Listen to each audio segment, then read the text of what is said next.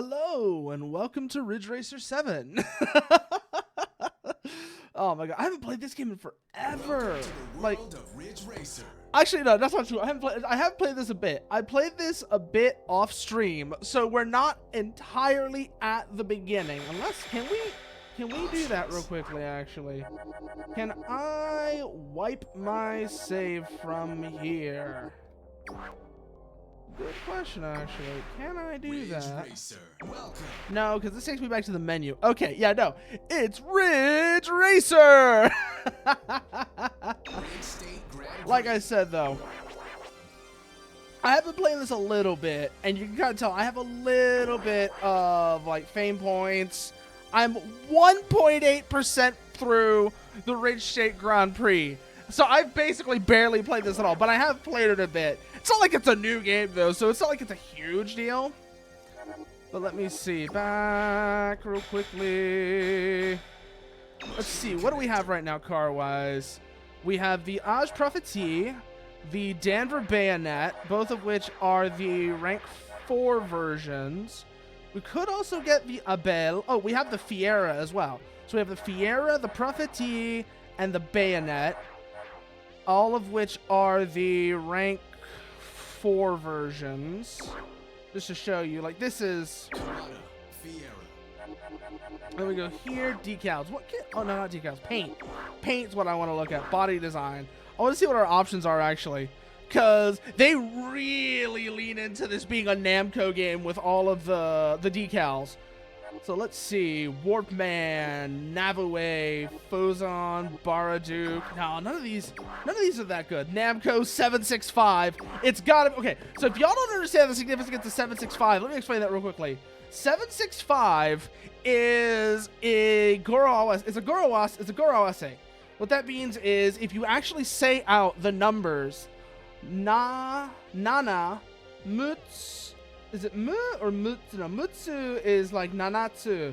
It's like, no, that wouldn't be right. Then it would be Mu. Let me check actually, because there's different ways of saying the numbers. For example, you could say it Ichnisanshi, Ichnisan Yon Go Rok. You could say it Rok, for example, but then there's the other way of saying it, which is Mu, I believe. Let me check. Mu. Yeah, it's Mu. So it's Nana Mu Go. Namu Go. Namco. That's why it's 765. It's literally Namuko. I don't think this is a secret at all. Everybody knows this at this point, but I always find it amusing. I always find it amusing whenever that kind of shit comes up. It's the same reason that Konami called their arcade boards the System 537. Go, Nana, no. Was it 573? It would have been 573, wouldn't it? Yeah, 573 would be, yeah, System 573, because it's Konami. Go, Nanami. But I love whenever this shit comes up. I love, like, number play, Goroawase, that kind of shit. It always just gets a giggle out of me. I don't know what it is about it, but actually, I do know what it is. I do know what it is. That's lying. Why am I lying?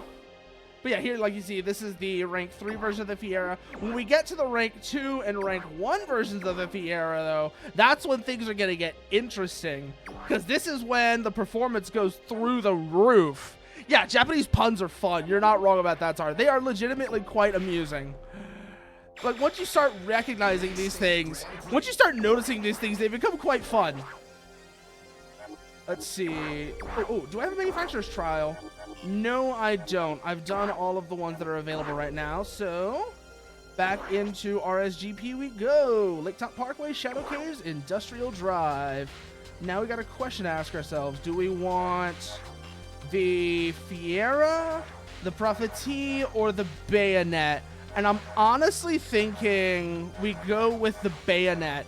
In no small part because I just like how the Bayonet looks. Like, the back end is kind of hit and miss. That's the case with a lot of cars in this game. I think the best looking of the cars that we have so far is probably the Prophetie, especially if you look at it from behind. Yes, this was PS3, Czar. This was, I want to say, actually a launch title on the PS3. Let me check. So this came out in 2006. Let me check what the PS3 launch titles were. I can actually check for that for sure if it was or not. Yeah, let's see here. PS3 launch titles. Killzone 2, Genji, Madden 07, Ultimate Alliance, Mobile Suit Gundam Crossfire, Motorstorm. That's another game I need to play at some point. I need to play Motorstorm. Motorstorm is a fantastic little game because it's all just off-road racing, and it's off-road racing in absolute chaos. This is a launch title though. Need for Speed Carbon, Resistance Fall of Man. Yeah, this was a launch title for the PS3. Yeah, so yeah, no, this was a PS3 launch title, and oh my god, I'm serious. Imagine if Bandai Namco actually brought back like a good Ridge Racer. Could you imagine how much fun that would be? Just how much fun a good new Ridge Racer would be. It would be fantastic. Also, while we're here, let's go paint, body design. I want to see what our other options are here. Well, I mean, there's no guarantee it would be a PS5 exclusive, Czar. It's not like it's a Sony developer. It's not like it's a Sony developer. It's not like they're a Sony developer. This is Bamco. They might just decide to say fuck it and put it on everything. Oh, look at that livery. Geldra. I'm trying to think what this might be a reference to. I don't actually know what a lot of these references are, actually. But there are definitely some that you will see. I noticed them, and I'm just like, ah! For example, the Toy Pop, the default livery for the Prophetee, you might notice there's a little word on the back of the car. It says, Newcom. That's an Ace Combat 3 reference, baby. Newcom logo on the front quarter panels as well. We love to see it. We love to see Bamco acknowledging Ace Combat 3. It's the best game in the series. I will not hear any arguments to the contrary. I don't care how much you like Ace Combat 5. The answer is no. I have said this before. I've said this elsewhere. My favorite game, my rankings for the Ace Combat series in vague order. So vague order, it goes Ace Combat 3, Ace Combat 6, Ace Combat X, Ace Combat 4, no, yeah, 3, 6, X, 4, 0, so 3, 6, X, 4, 0,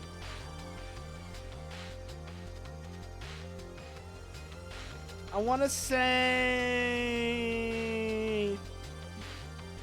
7 was just, yeah, 7 was just kind of meh. That's the thing about 7s is the main game for 7 was just kind of eh. It wasn't terrible. It was just really mid. It was just really mid. The Torres missions, on the other hand, the Torres missions, mwah, mwah, so good. They are so good. What have we got here? Plug-in units. We don't have any unlocked yet. What's our nitrous looking like? Double nitrous and triple nitrous become available. That's what these do. So this gives us double nitrous, triple nitrous. I don't like Matthew Nguyen's writing, particularly in the third act. I really don't like how the third act of Project Wingman's story goes, because it feels like it's forcing itself. It's forcing the story to go in that direction so you can have, for the sake of having the big climactic duel at the end. And it makes the whole thing feel really unearned. Maybe I'll play it on stream one of these days, but that is, you know, let's go with the Prophecies because I like how the Prophecy looks. Purchase nitrous, no, okay. Yeah, no, not just that it was foreshadowed way too hard. It's like I said, the whole thing just feels unearned. What happens at the end just doesn't feel, it doesn't feel like they earned that, you earned that ending. It feels like no matter what you did, that's how things were going to end. 3, 2, 1, go!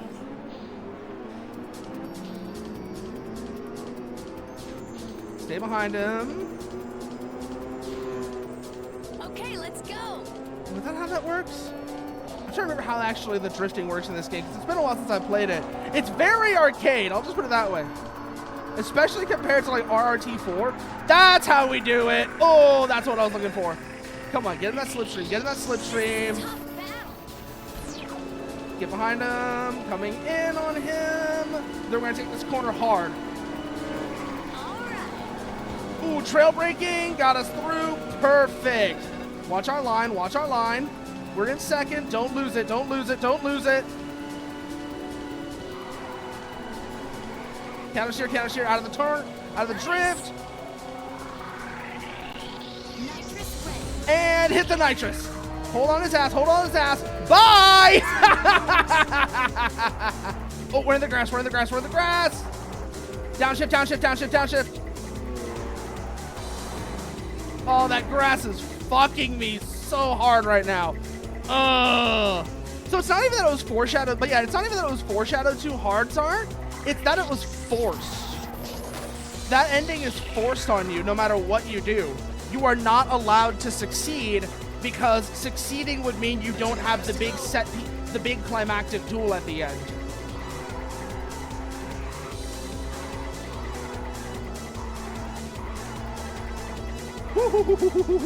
I would have spun out in that if I had done that in the bayonet. I would have 100% spun out. That was reckless. Oh, come on, come on, come on, come on. Hit the nitrous. Regain our position. Hello, goodbye. Oh, I still got it. I still got it, baby. 7,000 RPM. We're coming up on the next corner. Perfect. We're back in second. Get on him, get on him, get on him. So we're on the second lap. We got plenty of time to catch him. Don't get reckless. Don't get greedy. Watch the grass. This is a narrow spot. That's what got us last time. Whee! Come on, come on, come on, come on, come on, come on, come on. And we are on him. First place racer is putting up a fight. Out of the way. This is my win, baby. This is my win. God, seriously. Even if they don't, I really want somebody to take. Apparently, someone has done at least one of the cars from this game in Assetto Corsa. I would love to see more of them. I would love to see more of these cars actually get modeled in another game if Bamco's not going to do a new proper Ridge Racer. Because the last one they did was Unbound, and Unbound was an absolute mistake. Terrible, terrible game that just killed the entire series.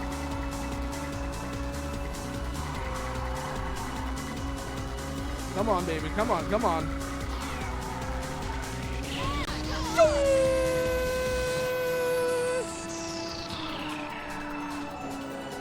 Almost went into the grass there. Almost went into the grass. Don't go in the grass. Don't go in the grass. Normally, touching grass is good for you, but not in these circumstances, so we want to try and avoid it here. What's that next corner? It's the final corner. Keep it up. No nitrous here, but we got enough spacing that it doesn't matter. There we go. First place. Done. Let's move on to the next race. The other thing about this game is well, the soundtrack is fantastic. That's the other thing I love about this game. The soundtrack is absolutely fantastic. I keep forgetting just how good it is. Oh, man. Next race. We're race result first, point ranking first. No, not yet. Let me check something real quickly here. I want to see what the other options are. No, okay. Yeah, we're good for the next race then. Just heading right into the next one. Nope. Always put it on shuffle. Always put it on shuffle, baby. Let fate decide what we're listening to. 3, 2, 1, go!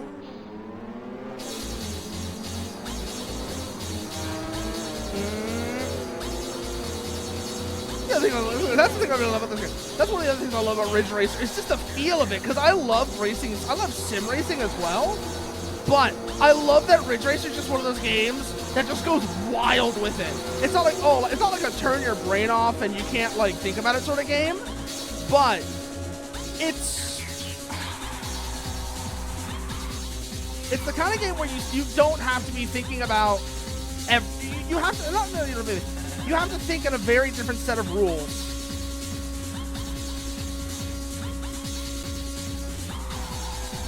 You have to think in a very different set of rules, and having that adaptability is having to adapt like that is always very fun. It's sort of like it's a problem-solving exercise where you're taking yourself and putting yourself outside of a comfort zone, and reminding yourself that sometimes it's important to take a different perspective on things.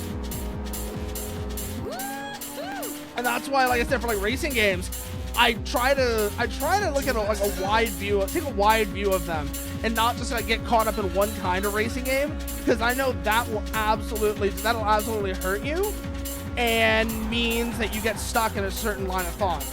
It's also why I don't like iRacing, because iRacing's subscription model and fairly restrictive physics are a great way of trapping somebody into that very narrow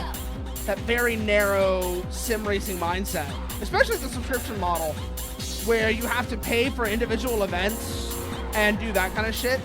Because of that, unless you're like part of a team that's doing this as a big thing, you get into a use it or lose it mindset and don't want to touch anything else. And that's kind of thing. I think iRacing is only really meant for that sort of setup, which makes it annoying that its physics are so different from most other racing sims. Like, it's not even a case of, oh, every sim is unique.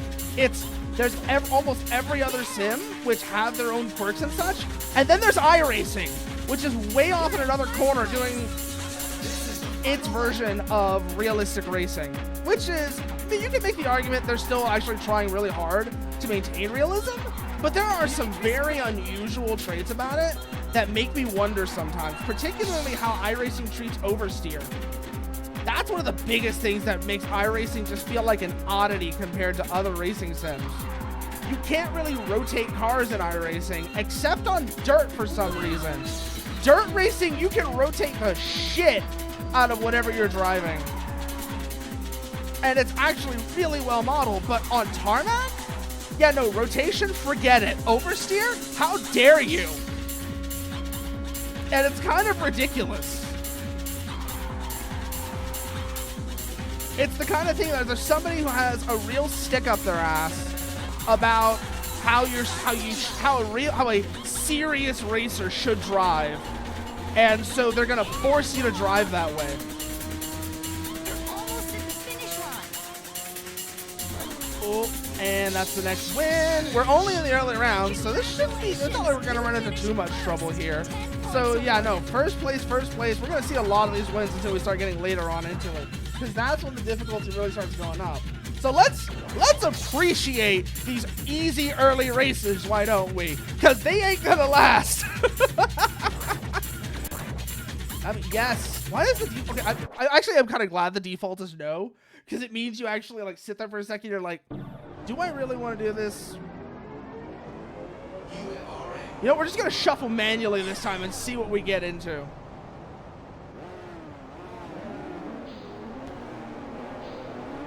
Three, two, one, go! Ah, we fucked the start. We fucked the start.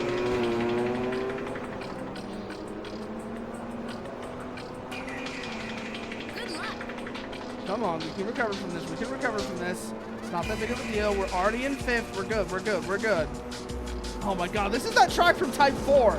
I just realized, this is that last track from Type 4 that was basically an oval. God damn it. I love that track, first of all. Like, I want to say it again. I loved that last race because it was basically just an all-out, throttle to the floor drag race. And that was a lot of fun, especially coming off of some very technical courses. But I really appreciate they saved that for the end instead of making every race one way or the other. That variation is, again, another thing that really feeds this whole idea of versatility being one of the most important skills you can have in racing, whether it's real racing or real racing, sim racing, or whatever. Being able to adapt to circumstances outside of what you're usually used to is a very important skill.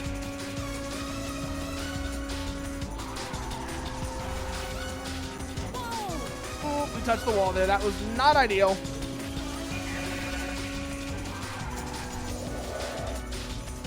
But like being able to go from ovals to tight technical courses to hell, drag strips and dirt, and being able to think in that sort of in a flexible enough way that you can adapt is essential. It's absolutely essential in any sort of racing.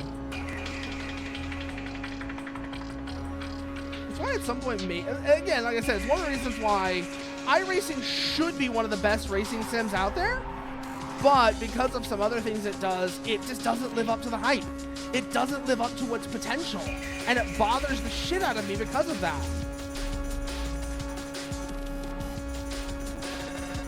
Because it covers so many disciplines, and it does them, and it tries, at least puts in a lot of effort, and it puts in a lot, very high effort to make them as realistic as possible, which is really cool. But then it, like I said, then it has a stick up its ass about things like oversteer and the subscription model where you have to pay for individual events that discourages you from trying something new. Because it's like, oh, if I do that, I'm gonna have to commit to it. And I don't know if I want to commit to it.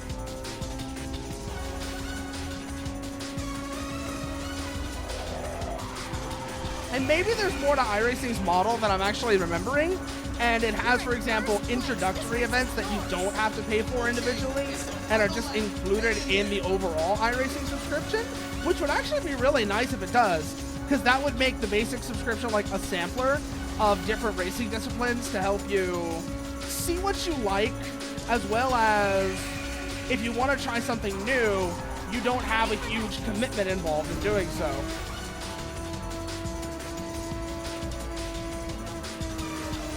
God, I love the way this car looks though. Like, look at this thing.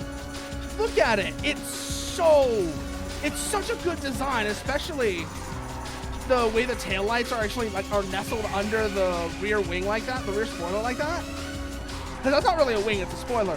But yeah, like the way the taillights are nestled into the rear spoiler like that just looks so nice. It's easily one of the best looking cars you get in the early game. I don't know if I would say it's one of the best looking cars overall, because I don't remember what some of the later ones look like exactly. But of the ones you get at the beginning of the game, it's such a good one. And I would not mind having a car that looks like this in real life. Absolutely would not mind having one of these in real life. Think about it, isn't this kind of just like a slightly bulked up hardtop version of a Miata? Shit. Maybe. I should have to take a closer look at it, because this is kind of how the ND Miata looks, I think, now that I'm thinking about it. Congratulations! You won the Grand Prix! You are the champion! We won this series, which gets us plenty of cash to work with, and that means we can have a look. Yes, return to the top menu. We won, so let's see how much money we got out of that. Welcome back, user. You have won the RSGP01 Acid. Gets us 13 points with Assoluto. Nice. Wait, not Assoluto, Aj. Why did I say Assoluto? Let's have a look closer. Let's have another look at the Prophecy's front end real quickly. Oh, yeah, no. There's a few things I want to change on this, but not hugely. The main thing is basically the front end is a little wonky looking with that big lip there. But that's kind of easy to fix. That's not a hard thing to change over. Hell, like all the cars in this, like every single one of these designs is at least fairly well thought out. You can kind of tell it's early 2000s. It's the aesthetics of the early 2000s. It's the looks of the early 2000s by just how some of the shapes are. These very heavily rounded over shapes like that. But it still holds up. They still hold up really well, even if they would just need a few slight adjustments here and there. The Gennade Magnifico, the Tarazzi Wild Gang, we don't have those yet. The Tarazzi Star Nose, which we've seen plenty of already. Sinseong Jujak. Okay, Head back into State Grand Prix. RSGP. Yeah, 45 fame points. Do we have any new? No. RSGP 02. What do we got here? Category 4, same as before. Let's see. Do we want to actually start looking at maybe some upgrades? That's the next thing. It's 100. Oh, it's 10,000. Actually, yeah, it might not be a bad idea. 25,000. Let's go. That gets us double nitrous, and which is really nice. We have the stage 1 tires already. The stage 1 engine tune-up. Oh shit, we can actually. We don't have them unlocked yet.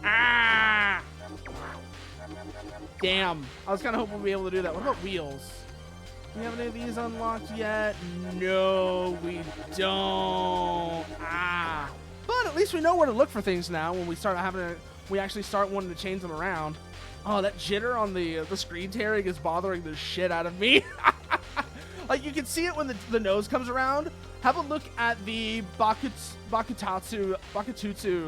Bakutatsu? I can't actually tell because the engine's right there, and they're using that as part of the thing, so that kind of makes it hard to say what it's supposed to be.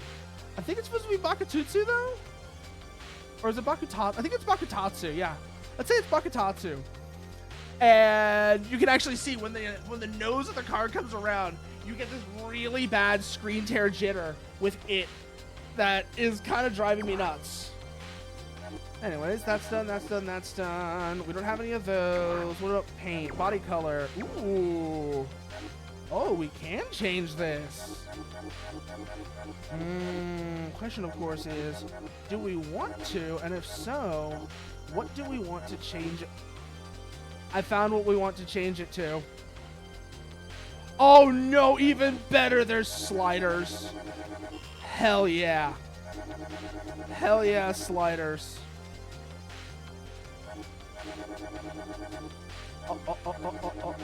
Oh, wait, I've got an idea. No, that doesn't work. But we're onto something. Bring up the red. Ooh, how does this look in... I don't think we're going to want to do that, though. So bring you... Ooh, this is actually looking kind of interesting now. Bring the blue down. No, let's bring the green down a bit, too. There we go. Yeah, let's go with the orange. I like the way that looks, and we can still see the Newcom logo on the front quarter panel. RSGP 02, Midtown Parkway, Airport Lap, Seacrest District. Prophecy. Actually, no. Let's use the bayonet here. Denver. Bayonet. Machine connector. Do I have... No, I don't, but let's equip it. Stage 1. And then we can't get the nitrous upgrade, but that's fine. What about paint? Design. Oh, it's Bakutotsu. Okay, never mind. It's Bakutotsu. I wonder what that's a reference to, because like I said, a lot of these things are references to other Namco things, and I don't... Electrosphere. Oh, this one's actually really good, too. I might want to adjust the colors on it a bit, but otherwise it's really good. Palette. Oh, this looks actually really good in yellow. Let's see. Maybe make it a little bit... No. Let's make it a darker yellow. That's what we'll do. I bet this will look really good. Actually, this might look really good in like a brown. I just thought about that. Ooh. And I was right. This actually, it needs to be darker so it doesn't quite look so poopy. But this looks really good in like a brown, actually. Yeah, look at that. Look at that. Actually looks kind of good. That actually looks kind of good. Let's go with that. Start race. Yes. We don't have enough money for the nitrous upgrades yet, but that's fine. And then we're gonna do the same thing we did before, where we just shuffle.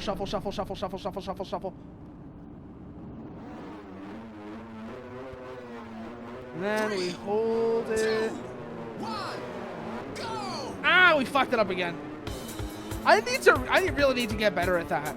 I really need to get better at my RPM, on holding the RPMs. Okay, let's go. Because getting these bad launches is going to kill me. Uh-oh.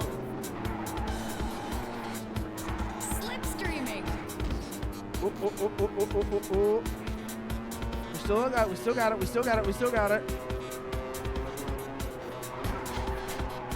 Oh, this thing is aggressive in the slides. Come on. Get back control. We are not in a good spot here. Whoa.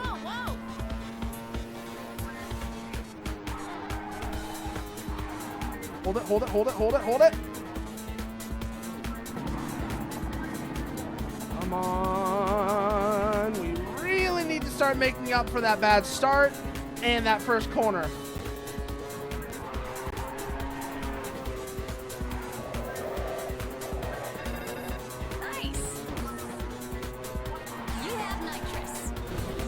Let's make use of it. Yeah, I hear you, Reiko. Don't worry. We got this. Everywhere you look is right on time. With a silent stand. Moving through the open air. Is it? Behind you. Where you look is right on time. Moving to the beat. Can you feel the heat when the tires kiss the street? Yeah. One more win, it's Ridge Racer, a Ridge Racer. Oh, what I need, one back is Ridge Racer, a Ridge Racer. I feel the need for speed. Oh, we're still back up to second already. Wow. Oh, we've got this. We got one last lap to catch him. Let's see if we can do it right on his ass. So it might be doable. Let's see how far along we gotta go. Ooh, this corner's gonna kill me. We got it though. Yeah.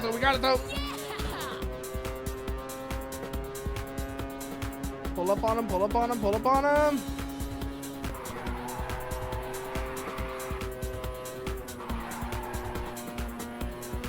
We might not be able to do it. Second place is so we can recover from second place though. So as long as we can hold this position, that gets us 8 points, and as long as we win the next 2, we should be all right. Big air. You're in second place. Oh shit! That wasn't the final lap. Let's go!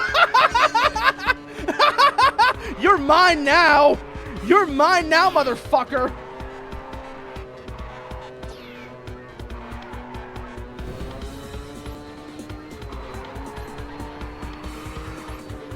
Hello, goodbye.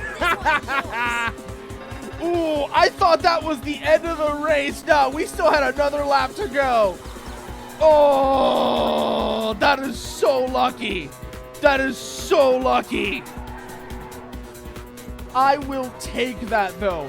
I will 100% take that.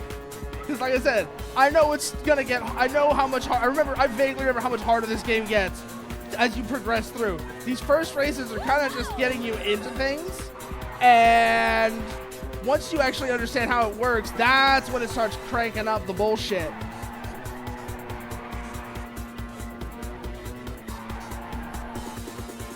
We're still good. He's on us, but we got this narrow alleyway to work with. As long as we can keep him from getting past us here, we should be okay. Oh god, we almost had enough for nitrous there. Which would have guaranteed it, but we didn't even need it, baby.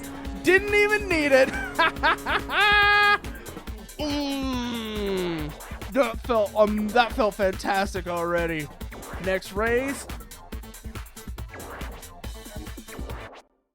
Let's see what this next track is, shall we? You have already Turn me on. Nah, you know what we're gonna put on? We're gonna put on. I didn't even see which one we got there. Did we get Nitro Witch or did we get? 3, 2, 1, go! Got the start. Let's go.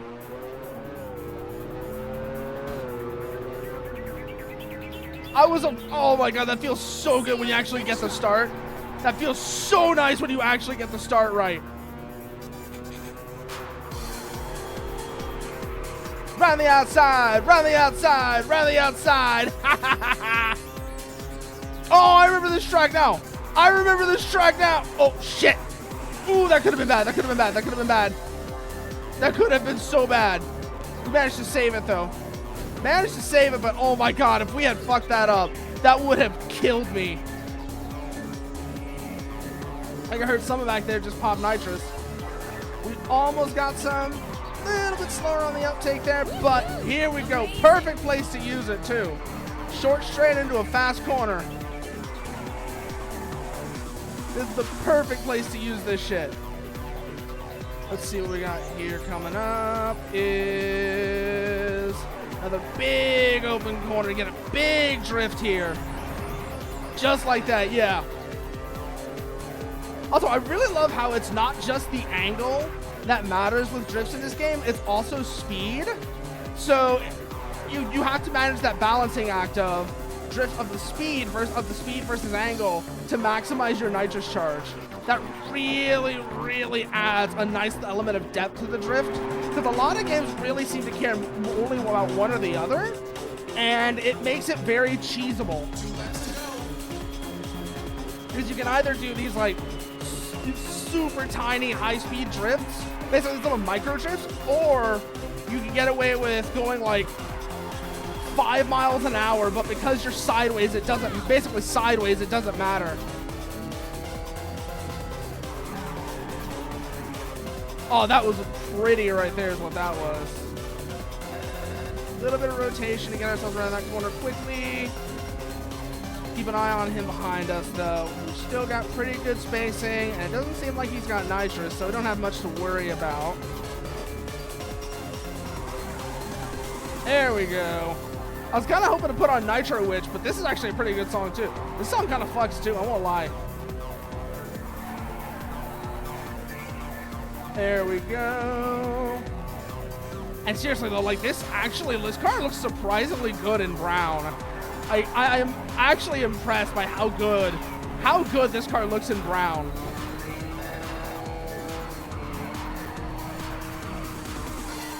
Ooh, we almost lost it there. Hold it. Come out of the slide. God, I forgot how good the bayonet feels in general. Once you actually remember how to control the slides, you can make this thing dance. That's generally the dynamic cars in general as well. They're a bit trickier to actually keep in control, but oh my god, you can make their asses dance. Speaking of asses, oh my god. I mentioned this on Twitter. I found yet another reason to never play Fortnite, by the way. They stole Snake's ass. Why would they do that to my man? Why would they do that to Snake? Why would you take his ass away? Epic, what is wrong with you? What is wrong with you, Epic? Give Snake his ass back. Yeah, he got Hank killed. They literally Hank killed him.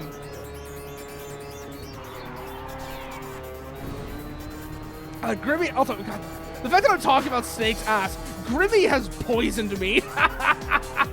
Grimmy has absolutely poisoned me with Snake's ass.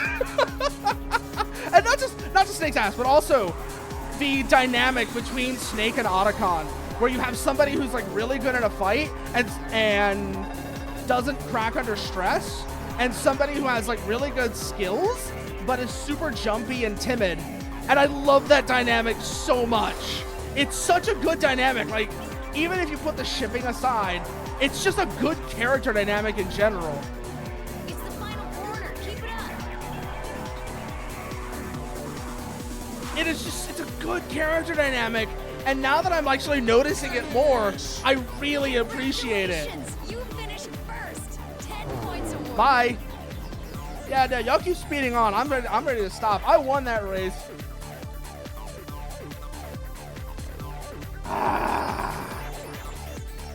Let's put up the T's. Yes, actually, I do want to continue to the next race. Beat Assassin. Lost City. Ooh, let's see what Lost City is.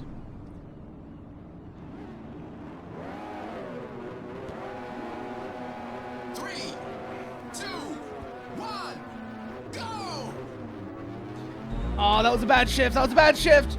We got it though. We're still good. We're still good. We're still good. Wasn't bad enough to ruin our wasn't bad enough to ruin things. Whee! Yeah, time for the money shift. Oh God, no. God, no. Please, no. No, Zard, not like this. Not like this.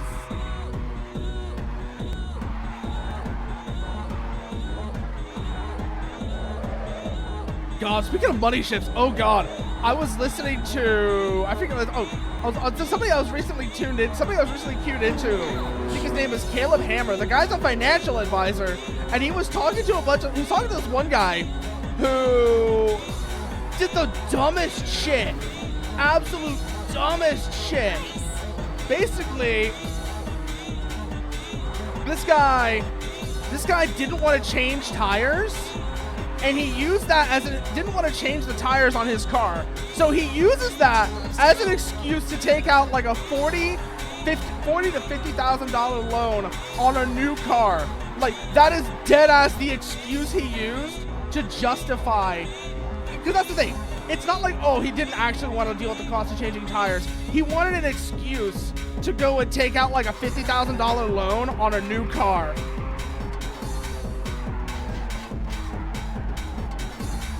Who? Is who buying cars now, Zard?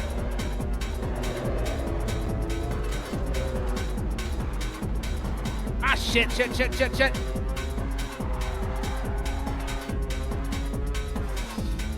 Overwatch guy. Oh, God, I forgot all about Overwatch. I forgot. So, I forgot that was an Overwatch character. Overwatch is like, it's just one of those games that it's just weirdly forgettable. Not weirdly, it's like, it's amazing how much of it is just forgettable. Oh, the track is kind of fighting with me. This track is kind of fighting with me. We're on the final lap. We're in third place, but the leader's right there. So if we get back into second, we'll be in position to take the win. Come on, baby. Come on.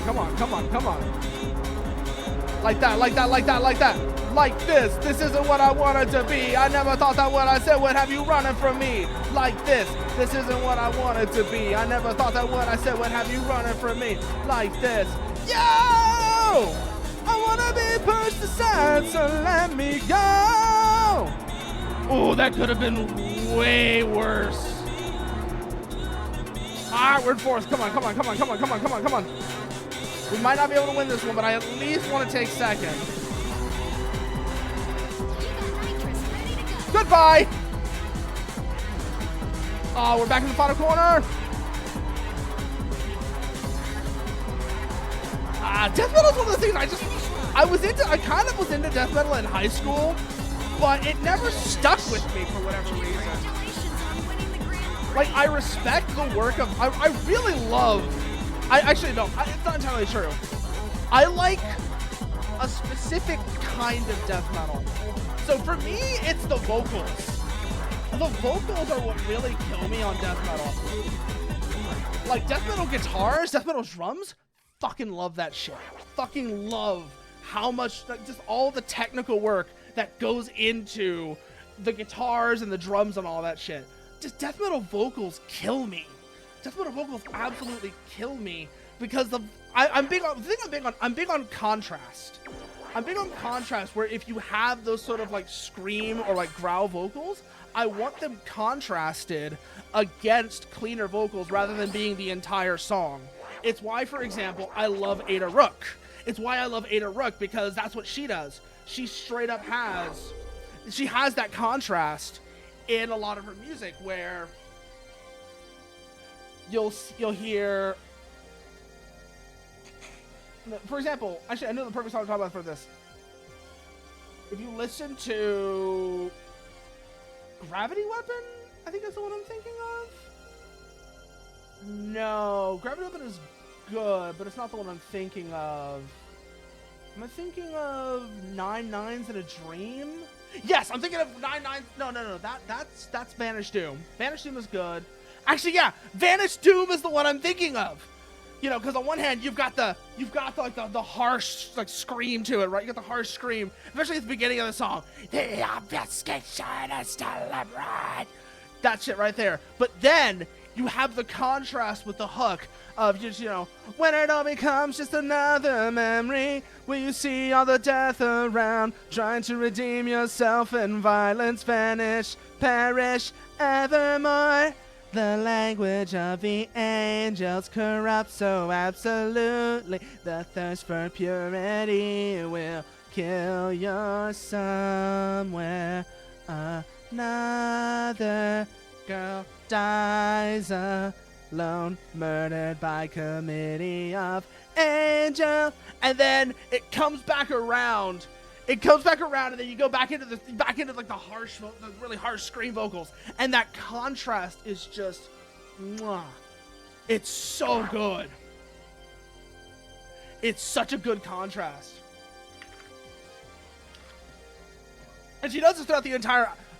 Oh, and she also does this on the new album as well, Rookie's Bustle, 920 London, which I'm not a big fan of the rest of the album, but I adore 920 London, opening with that very like soft sort of lilting vocal, almost, I don't know if lilting is the right word here, but this very like soft sort of somber sound to it. Couldn't end any other way. The clouds in my head started to break, and then afterwards, no. Yeah, no, like that contrast of those two sorts of vocal styles rubbing up against each other, going back and forth from one to the other. It's so fucking good. It's such a good fucking style. And I love that shit. I absolutely love that shit. It just feels, it's such a good feeling. Let's do this last category 4. Do we want to go, we want to stick with the bayonet, or do we want to go back to the Prophetie? We haven't used the Fiera much either, actually, so we've got a couple options here, but I'm thinking we're going to go back to the Prophetie. So let's do that instead. I think it might actually be a map of Usia. You actually, I completely missed that if it is, Ringo. God fucking damn it. I completely missed that if it is. And if it is, that's fucking based. And it would fit, too, because there's a lot of Ace Combat 3 references in this game. There's actually a lot of Ace Combat 3 references in this game. For example, this car that I'm in right now, the Prophetie, if you look at the back right there, you can see that one of the sponsors is Newcom, as in the exact Newcom from Ace Combat 3. Oh, shit. Bring ourselves back up, bring ourselves back up, bring ourselves back. That hill was bad for us.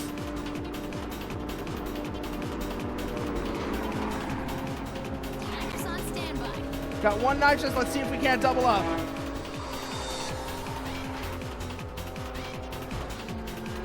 Ouch. Yeah, baby!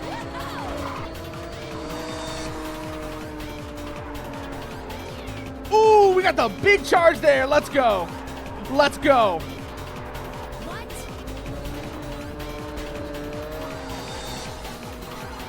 That was sloppy, sloppy, sloppy, sloppy. You got nitrous ready to go. Bring ourselves back up, bring ourselves back up. We got 2 laps to go. We're in 3rd.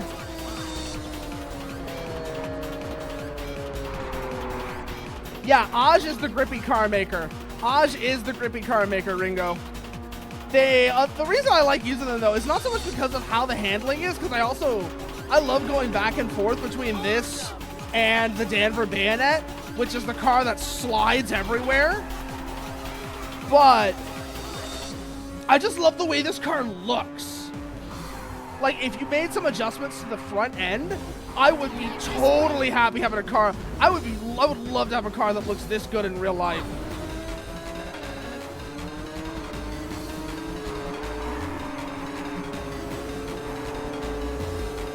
Oh. Hold it, hold it, hold it, hold it.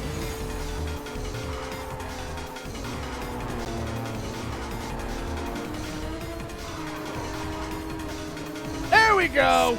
Back in second. Hold it, hold it. We're on the final lap. You can do it. Yeah, it's basically I mean, not really, because it's front engine, so it's not really the Elise.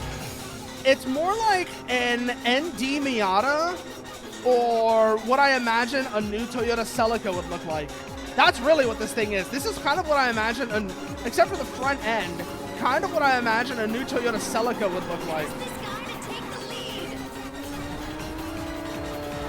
You got this.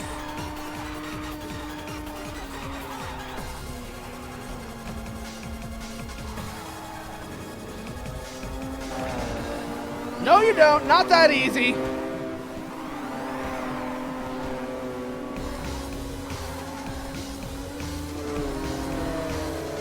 Shit. This is bad. This is bad. This is bad. We're in fourth. This is the final corner. Go, go, And go. that's the final corner. No! Fuck! Yeah, we fucked it. We fucked it. Now let's go to the next race. Yeah, no, we're doing this one again. We're doing this one again. That was 3 points. Hell no. Hell no, we are not keeping that ranks. The dirty dishes in your sink can be very distracting. You might end up stubbing your toe on a chair from your 13th trip to the fridge because that you know is empty because you were so focused on this filth permeating your sink. So go wash them. Yes, I did, Ringo. I absolutely got slipstreamed and it fucked me. It fucked me bad. See you at the finish line.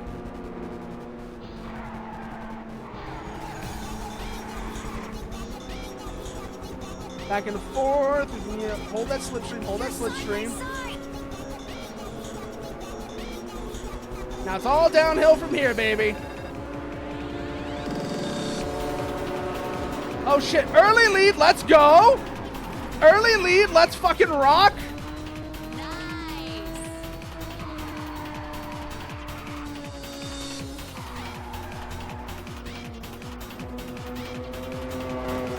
Bring ourselves over, bring ourselves over.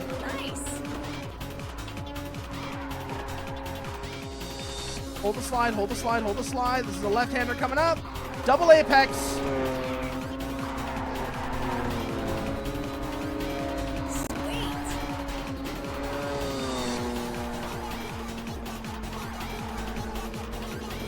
Watch it, watch it, watch it, watch it. Catch their slipstream. Ah, fuck, they both had nitrous on them. Stay in their slipstream, though. There we go. Yeah, no, I definitely did pick the wrong car for this track. I definitely picked the wrong car for this track. You're not wrong, Ringo. Especially considering that this thing's kind of down on power. I probably should have brought the bayonet here. Because although it doesn't quite rev as high as the Prophetie, and it's definitely a bit wilder to handle, which would hurt me on some sections of this track, it's definitely a more powerful car. Definitely a more powerful car. Especially low down. It means I wouldn't have to downshift as much. Yeah.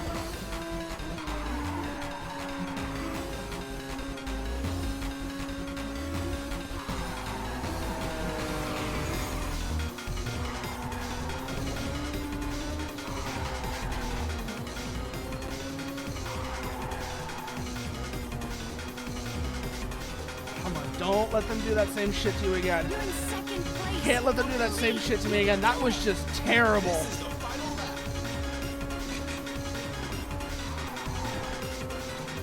On the final lap. Stay on him, stay on him, stay on him. Slipstreaming. Good, we're past him. Next corner, we're gonna be able to get a good nitrous charge here if we're lucky. Not quite all the way.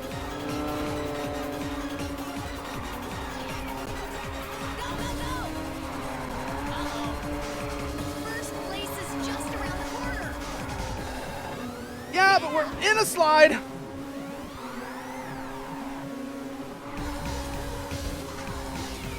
Good, we got it.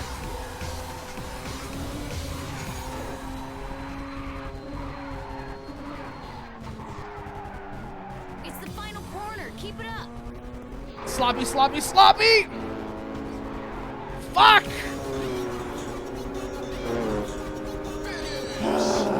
Yeah, we definitely brought the wrong car for this. We definitely brought the wrong car for this. We probably should have brought the bayonet.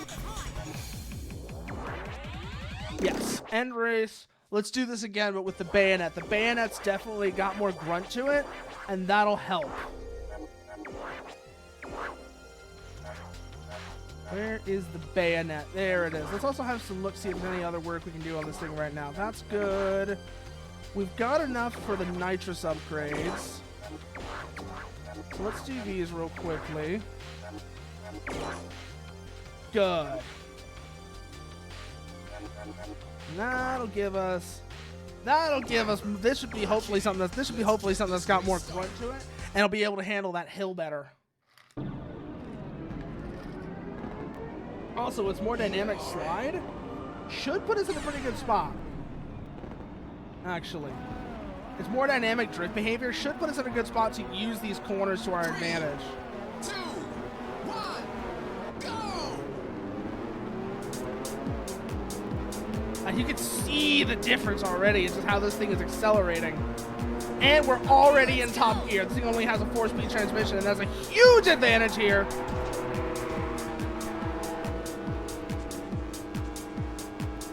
Like, we are a much higher speed, no need to downshift, and we can maintain the slipstream all the way down. Take him. Well ahead of you.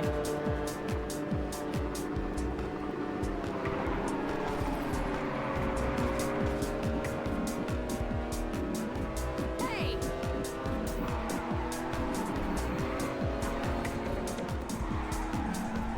I gotta remember how the good drifts work as well.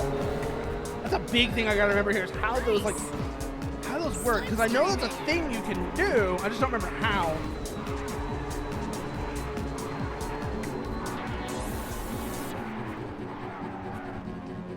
Yeah, no, I gotta remember how you do that actually.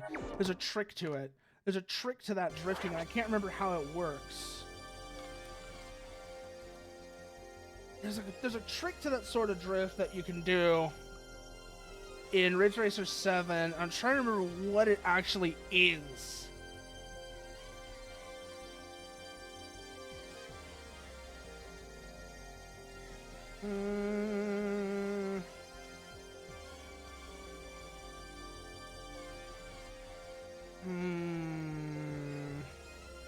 How do you do this, though, is the thing.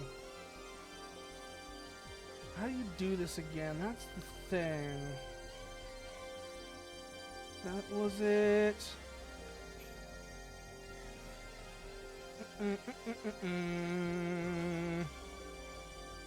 Trying to remember. There's a trick to this, though. And I'm trying to remember what the trick is. No.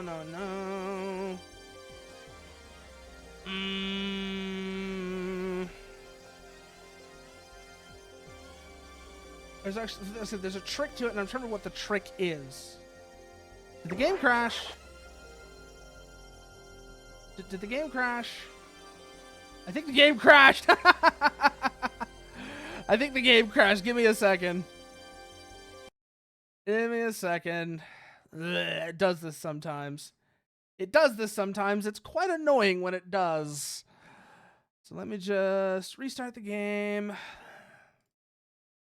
And tell OBS where to look. Oh, OBS already knows where to look. Good. We're good.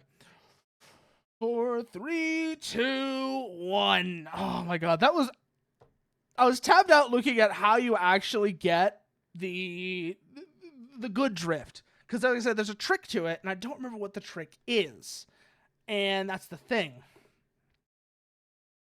Because if you do that, you notice how when we have those like flames underneath the tires, those blue flames under the tires, when we have that, you recover nitrous a lot faster. And there's a technique to it. I just don't remember what it is off the top of my head. I'd like to remember what it is before we go any further. So let's see, confirm nitrous. Maybe this will say something. Basic capabilities remain the same as stage 1, but ultimate charge becomes available. For use, it is possible to begin a race with 2 charges of single nitrous. Note, credits are required to purchase nitrous. I'm not sure how ultimate charge works. That's the thing. That's the thing I'm trying to remember, is how ultimate charge works, because that's the thing I need to remember. I'm pretty sure that's what it is ultimate charge. Nitrous. Let's have a look here, see how this works. Ridge Racer 7. Nitrous charging system. Ultimate charging is not limited to corners only. Ultimate charge. Ultimate charge. How do you do ultimate charge is the thing. Doesn't really work how the game says it does. That's the thing though, I would like to know how ultimate charge actually works. Also features basic ultimate charge. How do you use ultimate charge though is the thing. It's still saying that ultimate charge exists, but not how you do it. Blue trails will come out of the charge when performing ultimate charge. Yep, that's exactly what I needed to know, but how do you do ultimate charge? Ah!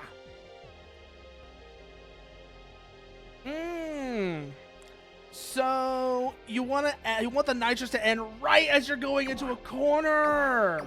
Okay. Okay. We're gonna need to practice this a little, actually. We're gonna need to practice this a little. So let's see. Global time attack. Blah blah blah blah. Yes, yes, yes. Single time attack. Course of machine. Let's do Sunset Heights normal. And let's use the bayonet so I can get a feeling for how this works. That's the thing. I need to practice ultimate. I definitely need to practice ultimate charging, because if I can get that. The rate at which the nitrous gauge charges depends on the sharpness of the corners. Drifting on straights is not very effective, so try to perform high-speed drifts through corners. Okay, Let's go with that. Are you ready? Yeah, we're gonna use this to practice ultimate charge, because I really need to. I need to practice this. That's the big thing. Wait, what happened to my good nitrous? Oh, did it not say that I had the good nitrous? Ah, shit. Menu, yes, because it didn't say that I have the good nitrous. And I need to use the good nitrous here. So let's try that again. Same car, same track. Let's see, can we go? Yes, we can. Do we have the money? Yes, we do. So we buy stage 1, stage 2. Now we're good to actually try this. Because this really is like a thing. This is a thing I really need to get down. Did you know that you can perform drifts easily by using the brake? All you need to do is to brake and steer in the direction of the Yes, turn. I am aware. Okay, You don't have racers, to tell me. Are you ready? You don't have to tell me this, Reiko. I mean, it's useful, I guess, for somebody who's not played this before, but I guess since I have that experience, it doesn't really do much for me. Thanks, though, I guess.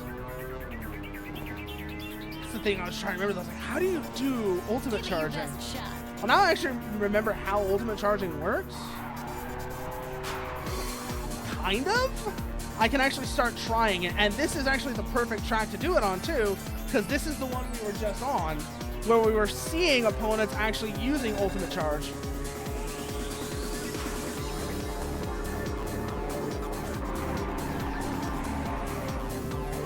There we...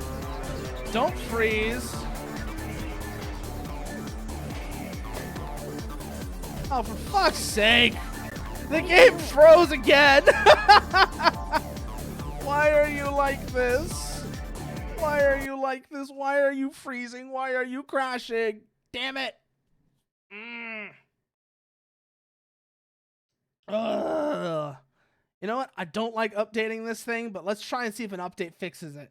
It might break it as well as the thing. An update might make things worse, but we're going to try it. Okay, update successful.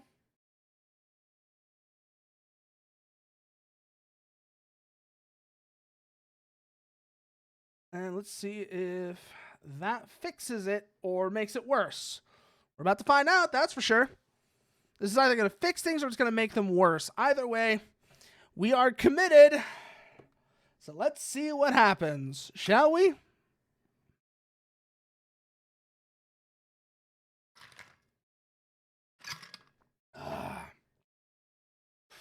Yes. Successfully logged in, blah, blah, blah, blah, blah, blah, blah, blah, blah. We're going back to the menu so we can get... Don't need to see that. Don't care. Global time attack. That's good, that's good, that's good. Single time attack, corset machine, yes. Gonna have to go buy the good nitrous again, but that's fine.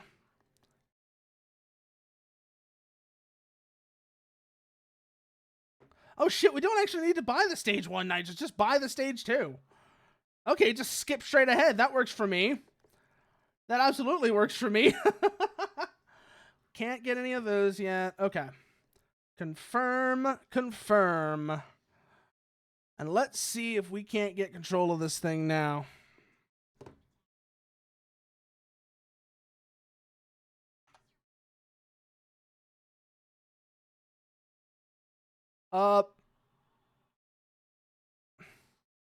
Yeah, it broke something. That broke something.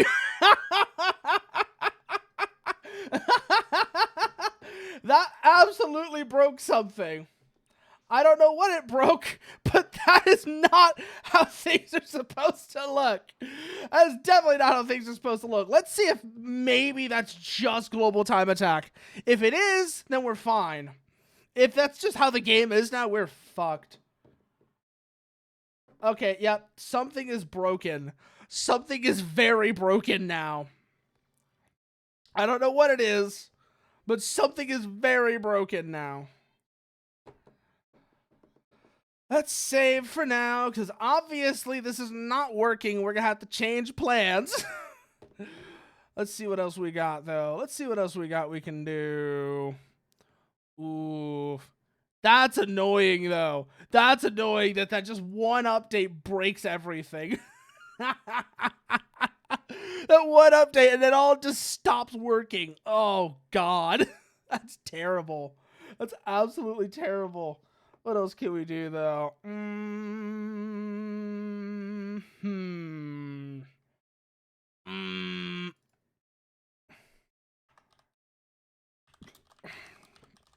What are we going to do? That's the next question. Because Ridge Racer broke. Ridge Racer just completely broke. So let's see what else we can do here. Particularly, what's something we haven't done in a while? That's the real question. What is something... Actually, no. You know what we're going to do? We're going to keep things going with car game, but we're going to change to a completely different car game. So let me just update the stream category here real quickly.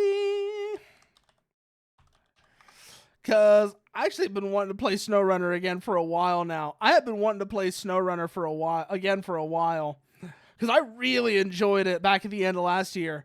That was just fun. That was just a fun game. Let's see then. Need to set you to that. Set you to this. Open you.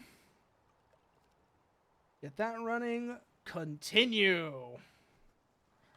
And let's put on some appropriate music too while we're here. I mean, like, I know the perfect music to go with this, actually. And it's not just because I have Berserk brain rot. This is just, it's a great song for dragging a truck through the mud.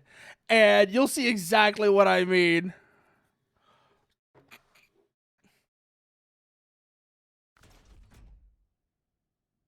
Dependent mods are missing. Oh, no. That's not a thing I like to hear. That's not a thing I like to hear at all. Let's think here. Let's use the MX transporter. I just love this thing. It's so insane. Like, it's so insane. How can you not love it?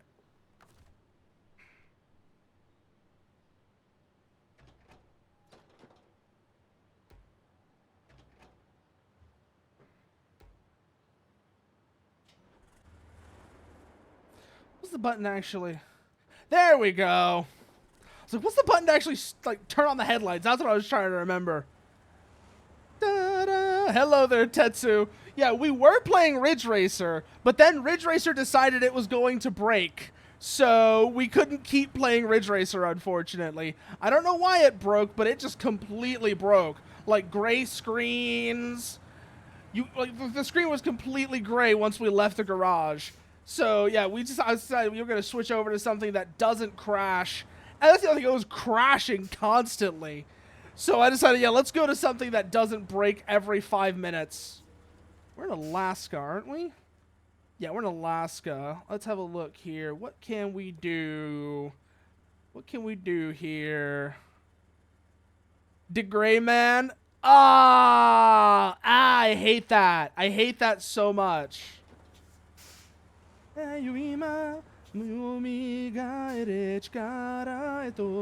Also, I figured out how the bed on this truck works recently, and I love it. I love how the bed on this truck works, because it means you can carry 8 items, which is huge.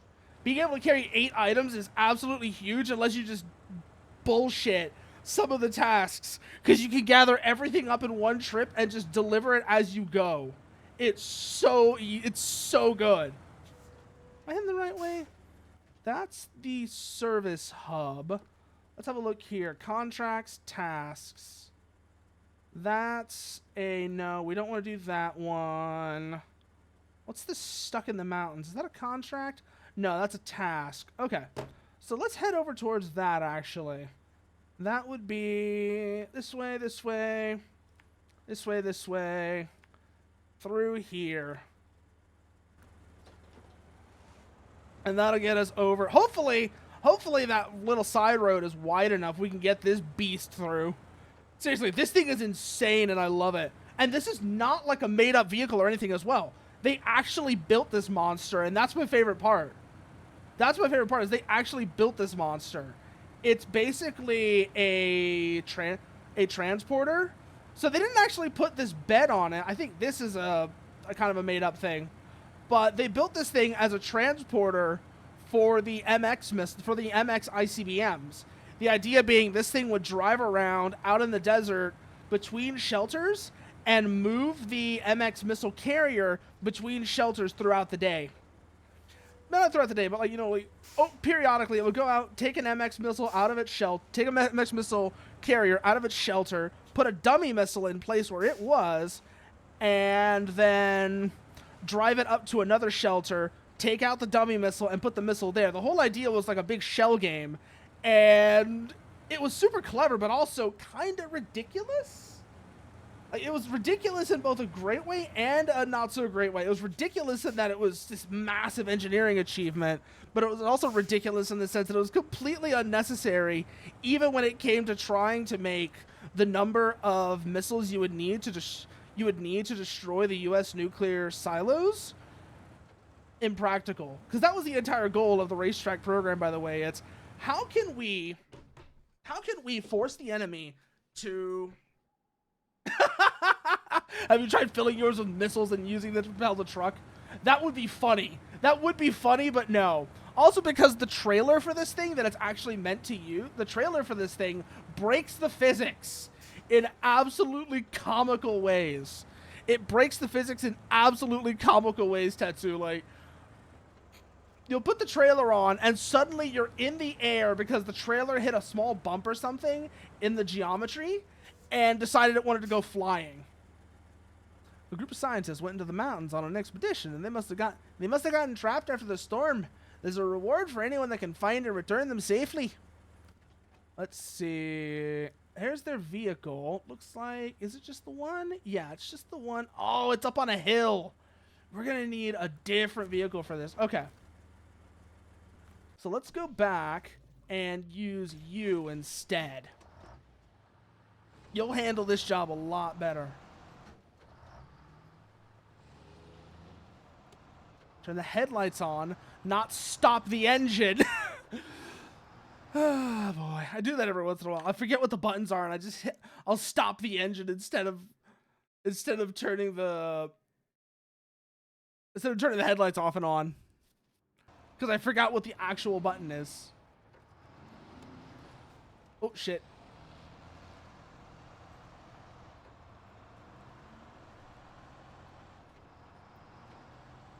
Tap shift, go into high gear so that we're not over speeding. Actually, yeah, let's go this way this time. Let's go this way this time. That way we can just take the direct route. Oh, this is frozen. It's fine. Okay. Oh god, it's frozen. That's right.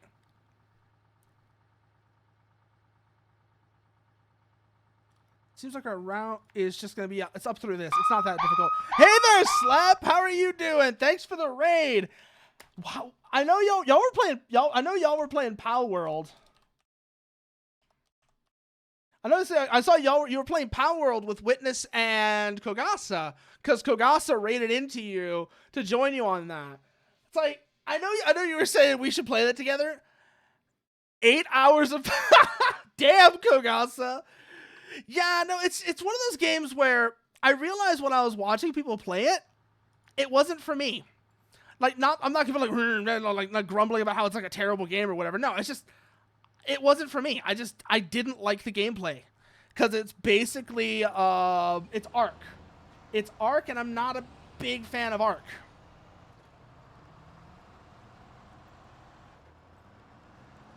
Yeah, like you said, Kugasa, it's just Ark. If you like Ark, then definitely. But here's the thing. It's a weird sort of gap where I really like games like Minecraft, but a lot of what I like about Minecraft is also stuff that's not in games like Ark or Rust or... Oh shit, we got this, we got it. Oh yeah, no, the people who have like super vehement opinions about Pow World are the funniest motherfuckers, Tetsu. They are the absolute funniest motherfuckers. It's like, dude, it's a clone. Clones are a thing that exists, and a well-executed clone is still a well-executed game. It's still a good game. Or it's at least a decent game, and for everything I've seen about Pow World, the execution is at least competent. You might not like the designs, or they might look a little traced over to you, for example, but the concept is pretty decently done. I mean, that's exactly what I'm saying there, Joe Chad. That's exactly what I'm saying, is that, yeah, it's a clone. It's 100% a clone.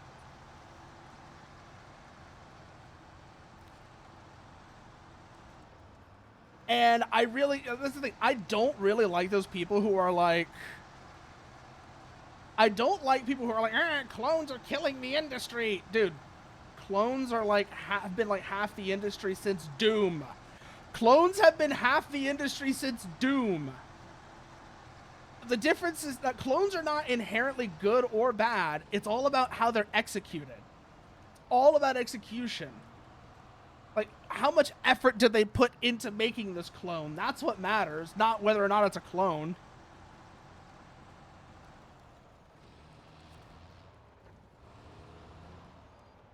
Let's see here. Yeah, now we accept this. Start tracking. Pull back. Where is that? Oh my god, I'm also seriously thinking about, at some point, I'm really hoping that VR support for nuclear option gets added soon. Not soon, but I'm looking forward to when VR support gets added to nuclear option. I don't have a VR headset yet, but it would give me another really good reason to get one. Because VR in that game is going to be wild. It's going to be, let's see, American Truck Simulator, nuclear option. Hell, I might even get into DCS. If I ever get VR, because that just sounds like it'd be a good time, even if DCS can be a bit of a...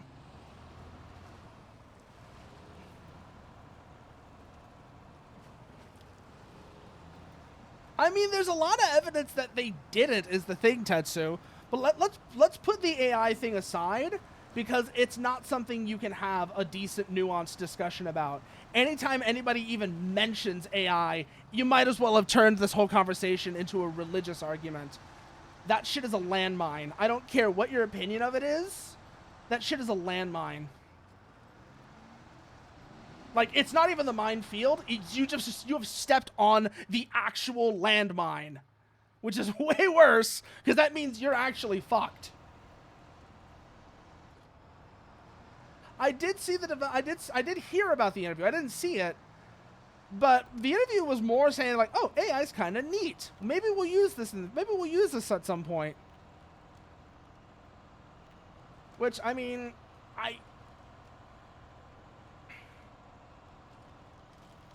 I'm not gonna get into that. The main reason the game has guns is Americans like to shoot stuff. I mean, is he wrong? Is he wrong? We do. It's fun. Shooting stuff is fun. And especially when it feels good. I don't know how it feels in Power World, but when it feels good, it feels really good. Let's see. Change truck. Can I? Oh, no, I've got to do this the another way. Okay. Oh, no. Did it just need its physics to render in? No, I've got to tow it. I've got to tow it. Okay, let's do this then. Avoid. Pull it into reverse. And... Rupa krovi. Na rukavie mój pajatkowy numer.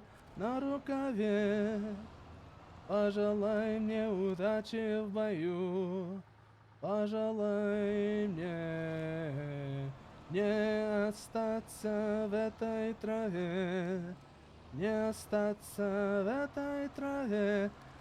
Yeah, no, I was wondering. Oh my god, I was wondering how long the mods were going to take to start changing things. I know there was a guy who was making a mod to make them actual Pokemon, but then he got a cease and desist because of that. Which, by the way, fuck you, Nintendo.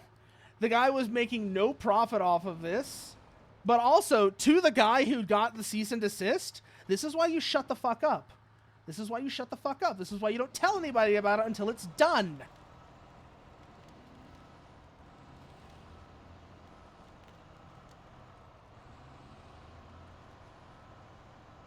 Oh, he was. Oh, that's a little. Okay, that is kind of different. That is kind of different. But regardless, whether he was making money or not, the other point still stands. This is why you shut the fuck up. This is why you don't tell anybody about this shit until it's done. Look at the AM2R developers. That's why AM2R exists, which, by the way, is apparently a fantastic remake that I might actually have a look at some point.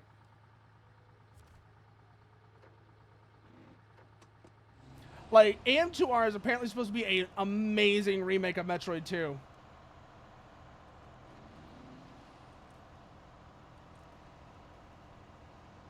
Yeah, no, like he did break a law when he was selling it for sure. And again, this is why you shut the fuck up. This is why you don't do something stupid like try and make money off of it. Try and make money off of it and tell everyone while you're still working on it. Because this is what happens. Nintendo, the Pokemon Company, and Game Freak will by their powers combined destroy you. And there's nothing you can do to stop them. I might have played myself here. Oh no, we got this. It's gonna get a little rocky, but we got this.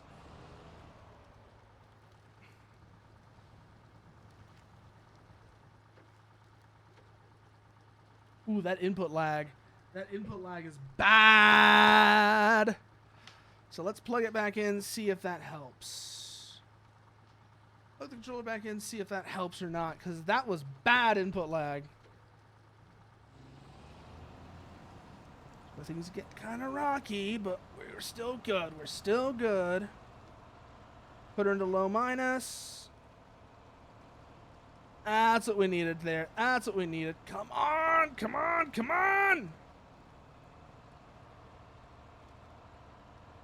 Yeah, we're good.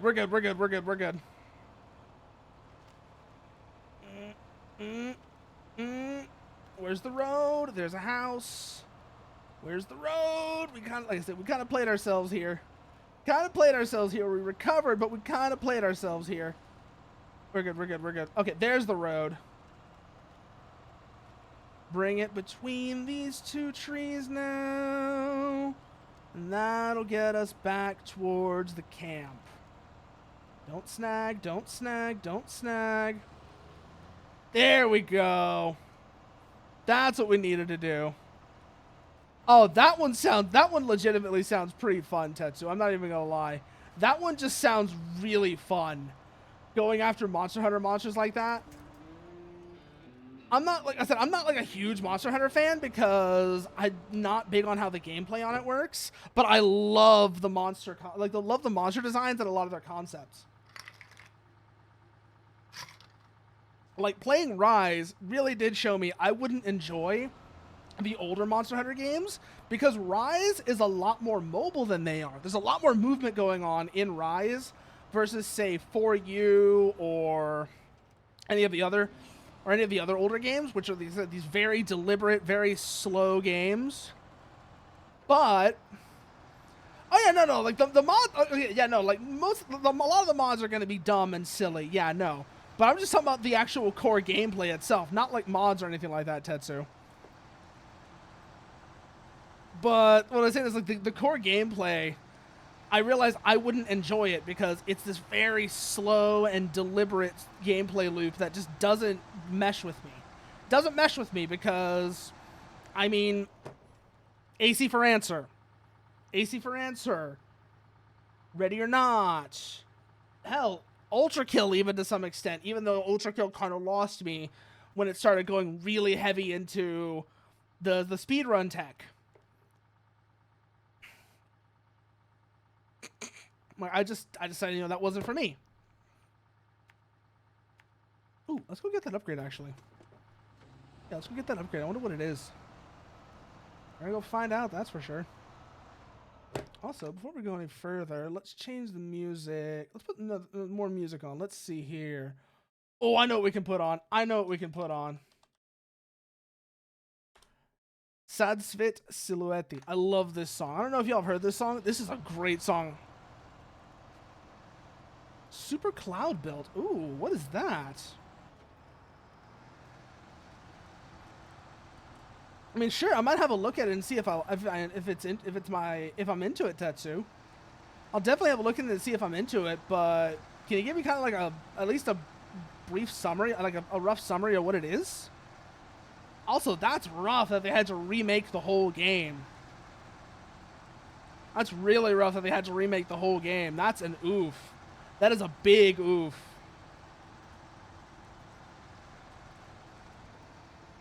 Put it in high gear so we're not sliding around as much. That'll give us some degree of... Ooh, ow. Watch the river, watch the rocks. Ah! Just use low plus. Why are we even bothering? Just use low plus. That'll give us the speed control we need. A publisher dispute the... Oh! Oh, that's brutal. That's awful. That is awful. My sister has discovered an unfair advantage when she's roughhousing.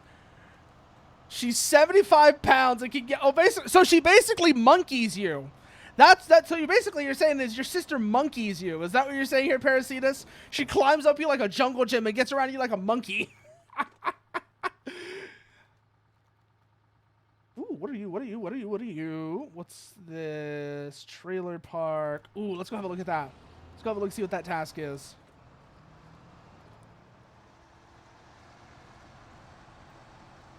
This is some nasty muck. This is a real nasty little road here, though. Man. Also, we were talking about it earlier this stream. The mud in this is also reminding me of another early PS3 game I need to go back and try playing at some point, which is Motorstorm. Motorstorm is just really cool because it's basically... Oh, so it's basically Titanfall. Is that what you're trying to say here, Tetsu? It's basically Titanfall? Because hell yeah, I'm here for that. Hell yeah, I'm here for that. That sounds fucking lit. That was like... Titanfall was absolutely my shit because I love that. Like I said, I love that kind of like that really free-flowing high-speed movement, except for when it starts getting deep into the speedrunner sauce. Large sections have no floors. It's more about this sounds very interesting. But yeah, like when you start getting into like, oh, you have to do like frame perfect execution on shit, that's when you lose me. I'd much rather have the tech itself be looser, but the situation you're in be so frantic that it has to be looser because you're juggling too many simultaneous things to focus on frame perfect execution.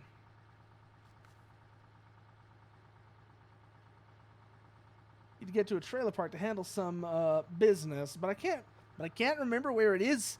I have a general idea of the location, but nothing concrete. What do you say? Okay. Sure, I guess. Let's see. What have we got here? Tasks. Trailer park. Start tracking. Trailer park is over that way. We've got 2 other tasks we have to do beforehand, though. Because we gotta get these rocks and such. The game gives you unlocked cheats like bullet time, but you don't have to use it. It also has like 7 endings that are all fairly philosophical. Ooh. This is actually... You know what else is on the list of stuff that I need to try that you reminded me of, Tetsu? I need to also at some point play Pseudo Regalia. Because among other things, I watched somebody fight its last boss, and the theme music from that was so good. It was such good boss music. Like, listen to this. Listen to this. It's so good. She latched onto my back and yanks back on my neck to top me over, which freaked me the fuck out because I usually land on her. But she comes out just fine. Fuck, she'll do it to my 700-pound gorilla of a brother, which, mind you, is a firefighter who both has broken multiple halogens and has 0 issues breaching walls. Ooh, that's actually really nice to know, Tetsu. So let's go see. We've got 2 other tasks we have to do to facilitate this one. Because there's the stone fall here and the rock fall elsewhere. What do I need to actually do these? The next question. Am I gonna need... It's one of the few games I'll give a 13 out of 10. Damn, that's really some high praise. That is some really high praise. Damn.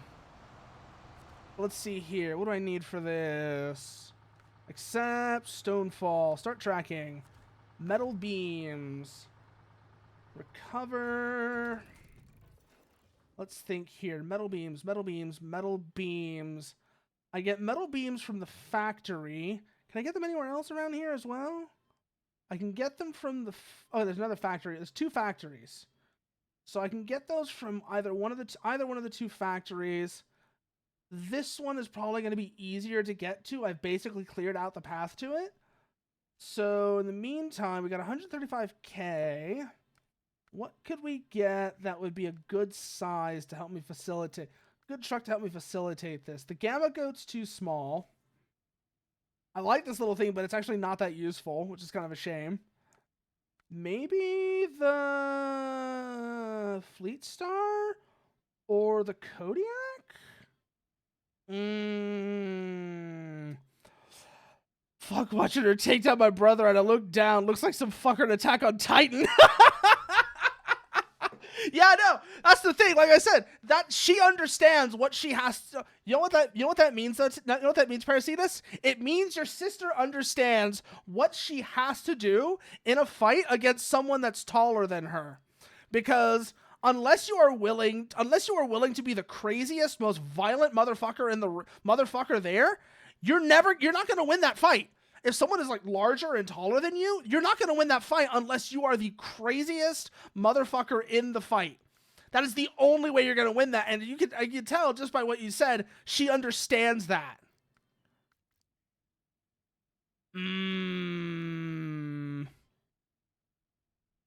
What is this emote, Tetsu? That is a good one. That is a good emote, Tetsu. The MT going, this is fine. I love that. Customize. Let's see. Can we get anything on this that could hold like a flatbed? Oh, we can get a flatbed on here. Van body. No. Ooh, the sideboard bed would actually work really well here. Yep, put the sideboard bed on it. Let's also get... No, because if we get anything else, we won't be able to install it. Those are good. Let's change the tires next. Let's go to you guys. Perfect.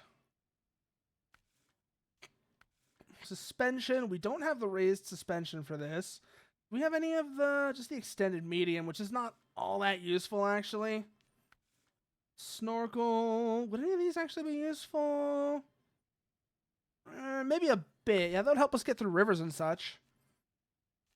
All-wheel drive, engageable. It's somewhere around here. We actually need to get that at some point. We're going to need to get that at some point because that'll be really useful to have. And it's somewhere in this region, so it's not like a big hunt to find it. You just got to figure out where. Do a quick tap shift there. When she's been fighting shit 3 times her size, I fear the day some... She takes me down just playing. She's taking my throat if she actually wants to. Yeah, no. That's what I'm saying. It's like, that's the only... She at least has the understanding that's the only way she's going to win that fight. She actually is... She has that understanding. That's the only way she's going to win that fight. She has to be the psychotic monkey. She has to be the psychotic murder monkey. Otherwise, she will not win that fight. Oh shit, ice! Let's see here. This is a total waste of time. Coming onto this lake bed. And damage the shit out of the truck, too. Keep it steady, keep it steady. There we go. I can't believe the racer went over the ridge and died. Hey there, partner. How you doing tonight? But yeah, no, Ridge Racer decided it did not want to work. It just started crashing. It just started crashing and... What was the other thing? Oh yeah, it started crashing and then after a while, instead of just crashing, it started doing this thing where it was just a gray screen once we got out of the menus. It was just a gray screen and we couldn't see anything, so it was completely unplayable. It was horrible. It was absolutely horrible. Just recorded a double-length episode of my soccer podcast, and I drew the short straw in editing it this week. Ooh, you're gonna have some long nights ahead of you. Then I already know. It's been a while since I've done any kind of editing, and I probably should actually get back into that.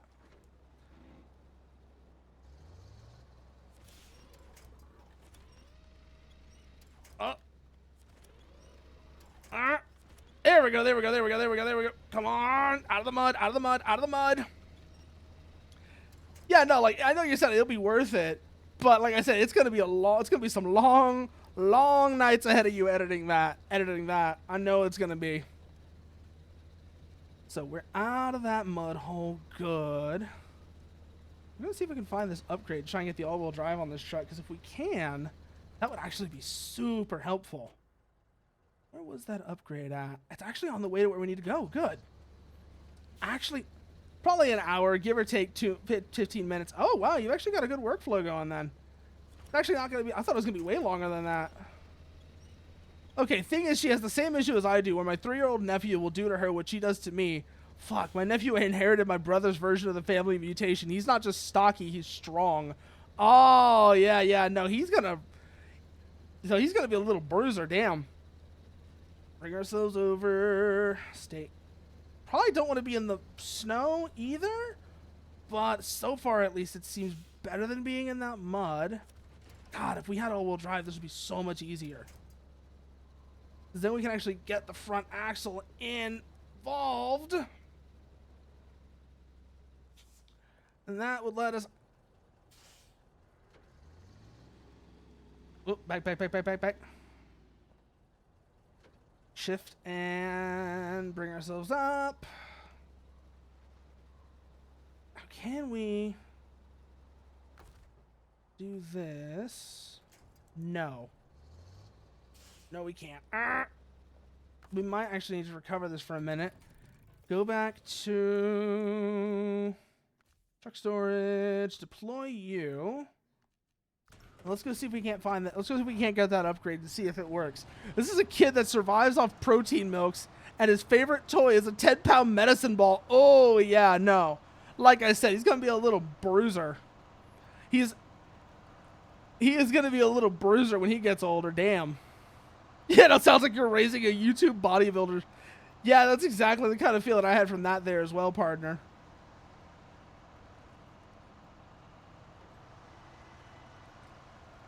Bring ourselves through here. Don't go that way. That was a mistake last time. We're not repeating that.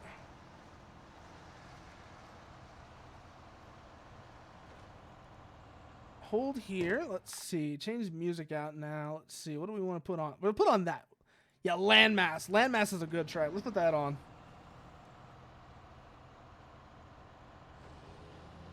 And back into high. Keeps us at a nice consistent speed. Keeps us from like slipping and sliding around, and hopefully keeps us from slamming into anything as well. Because that would be embarrassing. Like when we were coming back from the camp, we actually did that quite a few times. If we can get the all-wheel drive for the Kodiak, that'll make our lives a lot simpler. We going the right way? Yeah, we are.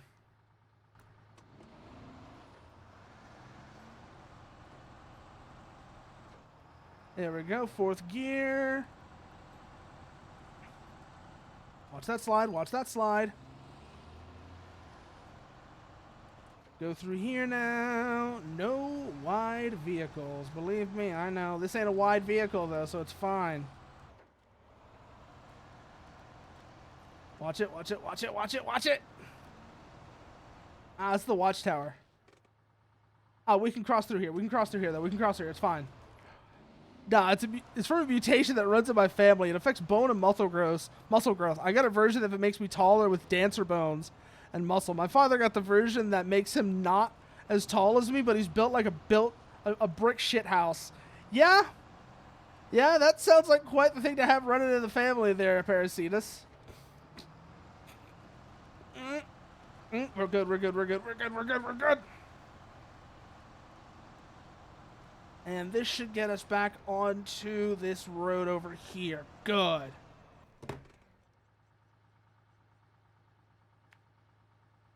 And then, yep, it's this way. It is a left from here. Shouldn't be that difficult, though. Give me 1 second.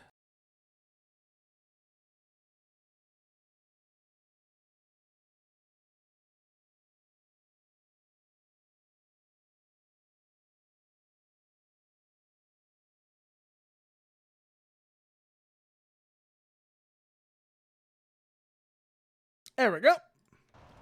Let's see. Yep, take a left here. And then through this way. That'll get us towards where that upgrade is. So that sounds fucking insane though, Parasitas. Like, you're over here basically fucking Dex build, and then the rest of your family, and then, like you said, your brother, your dad, etc., are just over here like fucking dwarf maxing. That sounds absolutely insane. That sounds like an absolutely insane sight to see. Good, good, good, good, good. Put the diff lock on, and that'll get us through the mud.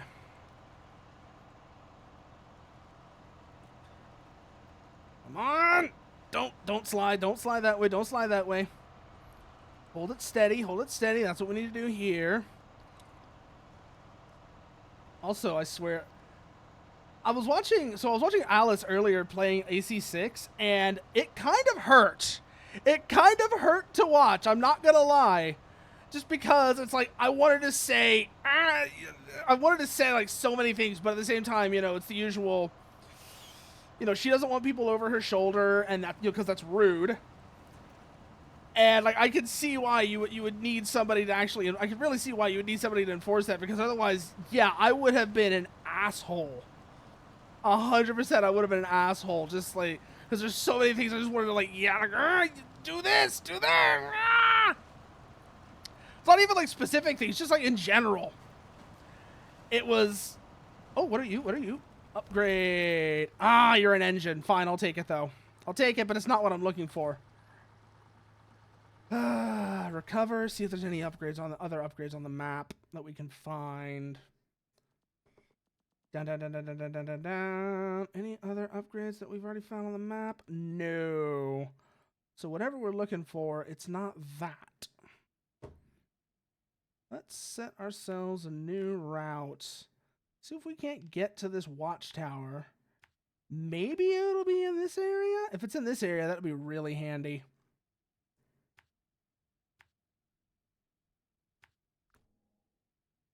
Leave.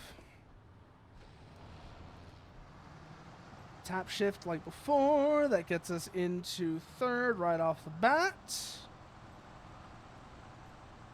And then it's right here, and take this all the way down to the little side road we were looking at before. Hold it, hold it, hold it. Good. God, imagine like doing like actual rally shit here. Imagine doing actual like rally shit on this terrain. It would be insane. Oh God, that's another thing I could have done. That's another thing I could have done when Ridge Racer decided to crash. I could have opened up Dirt Rally. I haven't played that in forever either. Dirt Rally 2.0. Because that's another thing that's super fun that I haven't touched in a while. God. Oh, there we go, there we go, there we go, there we go. Pull ourselves over, pull ourselves over. Out of the slide. To the left here. Downshift. It looks like it doesn't need a downshift. Okay, fine then. Low plus. That'll keep us from getting too slippery on this mud. And keep an eye out for where we need to go next. And next is a left. Okay. Left here, and that'll get us. It's not often a relative of mine.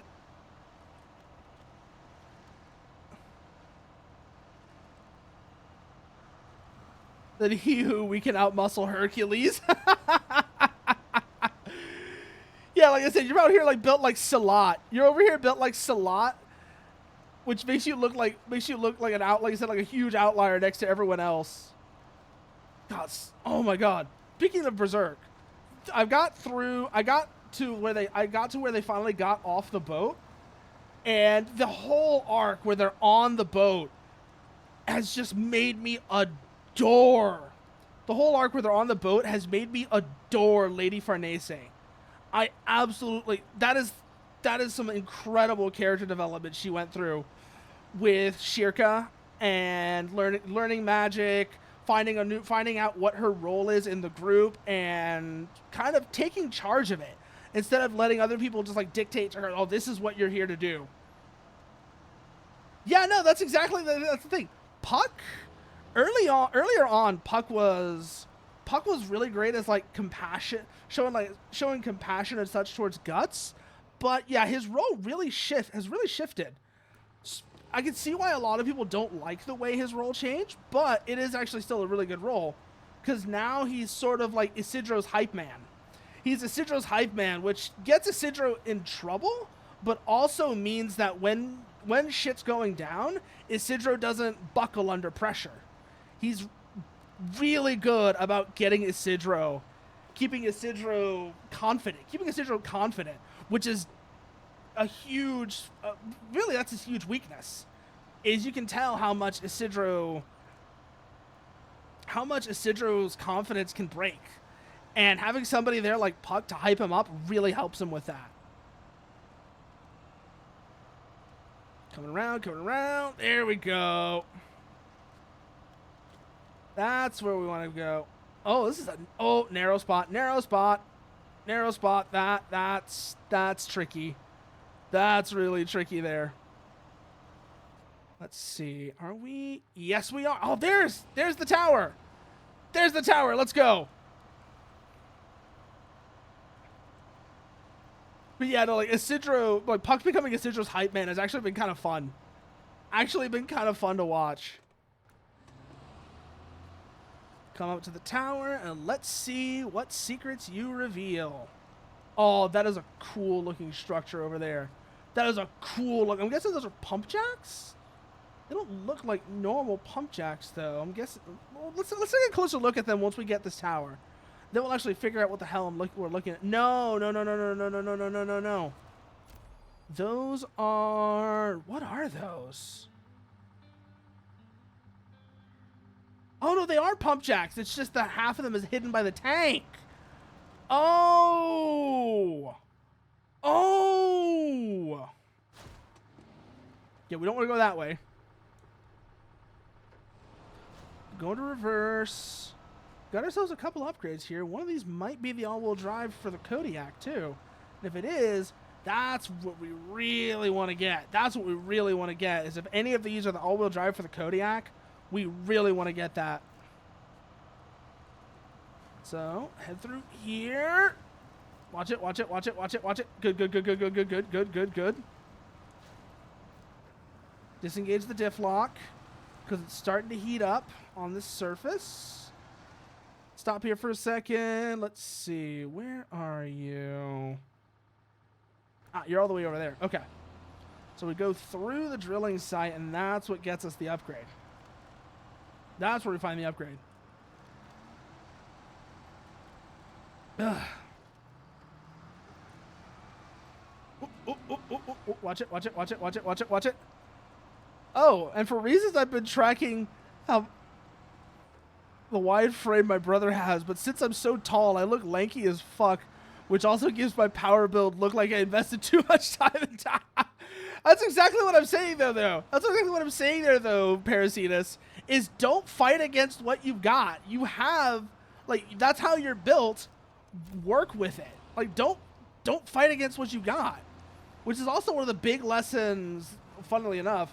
That's like the big lesson Isidro learns, because he's trying so hard to be like Guts, who's just a huge, like, brick shithouse of a man, when he's like a quarter Guts' size. Well, shit. We're on the wrong side of the building. So come around and try it from the other side. Because like, you're built more like Salat or Serpico. So yeah, work with what you got.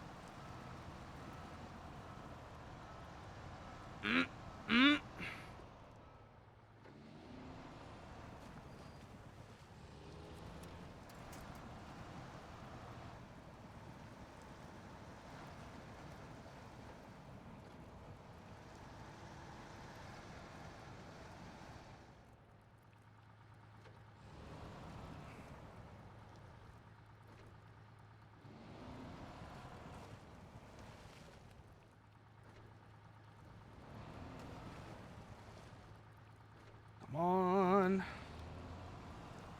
There we go. come around the other side now, because this is the way we actually needed to go. Disengage the diff lock. And then bring ourselves around. We'll use low plus so we have more control. And that way, hopefully, we won't go down into the drink trying to get this. I wanted to get more general strength, but I also like how much I developed the fast twitch muscle for more explosive power. Yeah, that's the big thing to work on. Like I said, it's just that's kind of what I mean by like work with what you got. Is don't try and force yourself to be like your brother or whatever, who is, like you said, a brick shit house. Ah, it's another engine. Recover. Leave garage. How many other upgrades did we find? 2 more. One is here, and one is here. Let's go for this one first. Is that hopefully one of these is the all-wheel drive for... This is not Ridge Racer. It was Ridge Racer Mechanic Cat, but then Ridge Racer broke. So we had to change plans. We had to change plans because Ridge Racer decided it just wanted to start crashing and showing me gray screens. So, this is where we are now. This is where we are now. Unfortunately, this is where we are now. I was really... God, I forgot how much I really enjoyed Ridge Racer 7, though. And... like the look of the cars in particular, there were some cars in that, even like the low ranks, like the Aj Prophecy.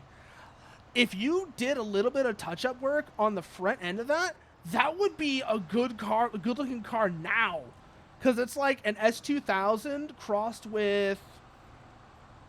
I'm trying to think what else is in that. S2000, a little bit of Ferrari. Basically, it's just a really good-looking car. Yeah, they're really good.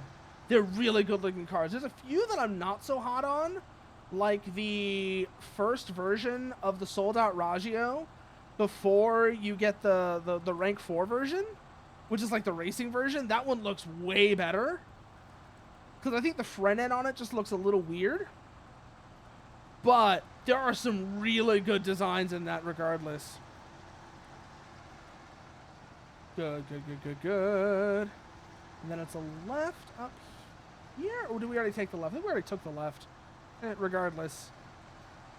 Maybe the left is here? No. Oh, it's on our right. Okay. We already did take the left turn. I'm trying to remember. Did we already take the left turn? We already took the left turn. Okay. And then said the upgrades should be somewhere around here. And if any of these is the all-wheel drive for the Kodiak, we are in business. We are in business. There it is. Stick to the sides. Stick to the sides. We don't want to drown. At least this way we know. At least that way we know what the depth is. Ah, it's raised suspension. What are you for? The Freightliner. Okay. What are you? Freightliner. Freightliner. It's not you. The one of the trucks I don't have yet? Heavy. Maybe it's here. Freightliner. That's the Twin Steer. That's the Butler Brothers, which I love that thing, by the way. That thing is insane. I love that truck. Freightliner. No. Is it the Scout? No, it's not the Scout. Which one are you? Freightliner. Got something for a Freightliner, but I don't remember which one it is. So we're looking right now to see which one that matches up to. None of these. It's not you. I don't even know why the hell I still have you. You're kind of ugly and not actually all that well made. That's the P12. Roll guitar, which is literally just a Gamma Goat that has the serial numbers filed off. The Dragon Wagon. The MX Transporter, which I adore. Not you. Ah, there you are. I don't have you yet. Okay. Oh, you actually add quite a bit of power to it, though. Keep that in mind. You are an off-road truck as well. What all do you have available for you? Special off-road, which is really nice. I have the raised suspension for you as well. Tire-wise, you start with highway tires. Ugh. I hate when off-road trucks start with highway tires. It's the worst. It's like, why do you even bother? Why even bother then? Thankfully, I have all of these unlocked, so it's not the biggest deal, but it's still just ridiculous. Absolutely ridiculous. Snorkels. Do I have any of these? No, not really. What do you have for frame add-ons? Oh, you have that nice crane. Can I take the... I can't take the crane and the saddle, though. That sucks. That's like the entire thing I want to do here.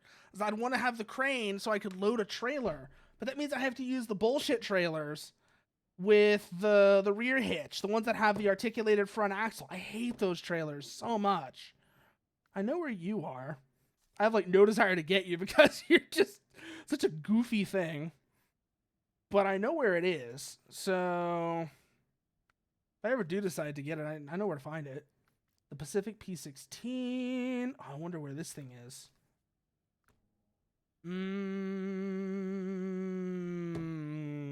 Because look at this thing.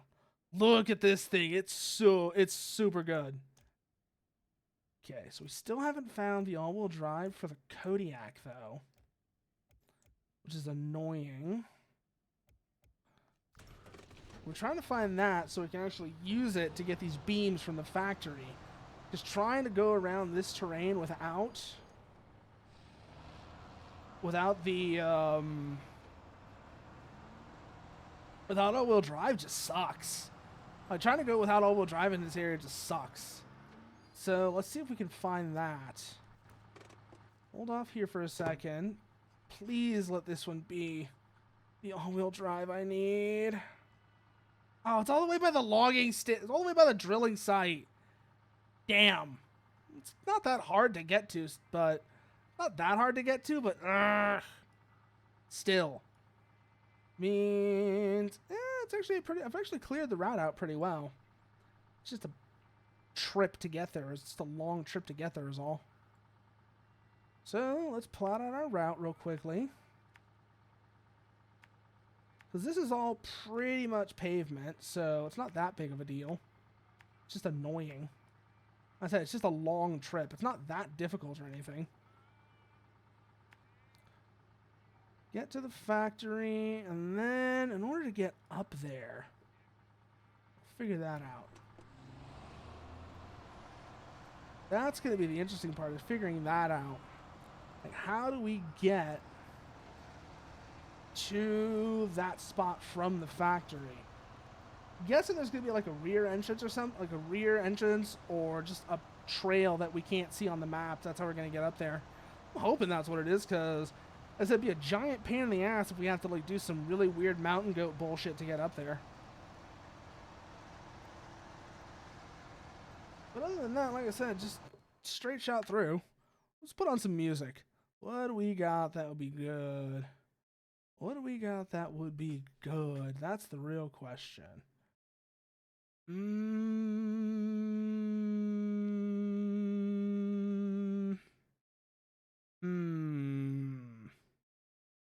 Not you, not you, not you. Not you. Listened to you too many times already. So yeah, we're not going to put on Sonic Dog Tag. We've listened to that too many damn times as it is. Ooh, we could go... Oh, let's do We Have Explosive. Yeah, We Have Explosive, which is another one of those... Another absolute banger, I swear to God. Like, there's a... This is like an era of music that just really hits different. And while you see a lot of the the fundamentals of it in newer stuff, it's not at all the same sound. And I'm not saying like, oh, music doesn't sound good because it doesn't sound like it did like 30 years ago. But I really do wish like more people would come back and revisit this particular style like early Prodigy, Future Sound of London, Chemical Brothers. That would be really cool to actually see more people come back and revisit it. The house scene in the mid to late 90s had a very interesting sound that a very distinct sound that I really love. Oh, look. Road barriers. Also, one thing I've finally learned that I'll blame on me only using the internet for personal purposes for 4 years now, professionally for 8 years, is I wasn't aware of fandoms for cuter things which routinely get the Gorefield treatment, which after liking content mentioning a new horror game... Oh yes, the body horror part of the My Little Pony fandom. I did hear about this as well. The zombie infection stuff that's going on, for example, is a great example of what you're talking about. I've seen a little bit of that. I don't touch TikTok with it. I don't use TikTok at all, so I haven't seen a lot of it, but I know what you're talking about. I know exactly what you're talking about, Parasitus. That shit looks wild. It's like, I love that kind of stuff. I love, like, well-done body horror and that kind of stuff.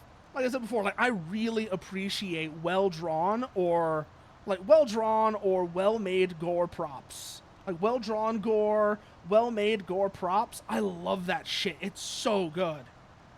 It's so good to actually see, like, the work that goes into that.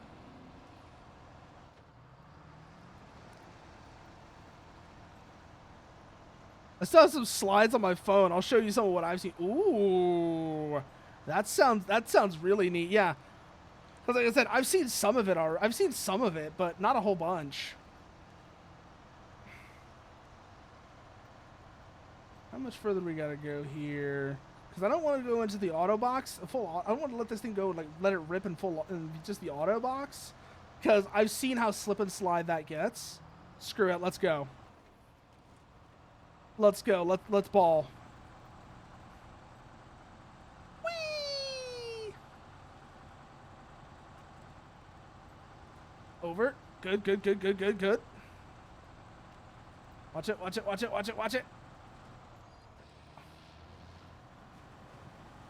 There we go. Up. There we go.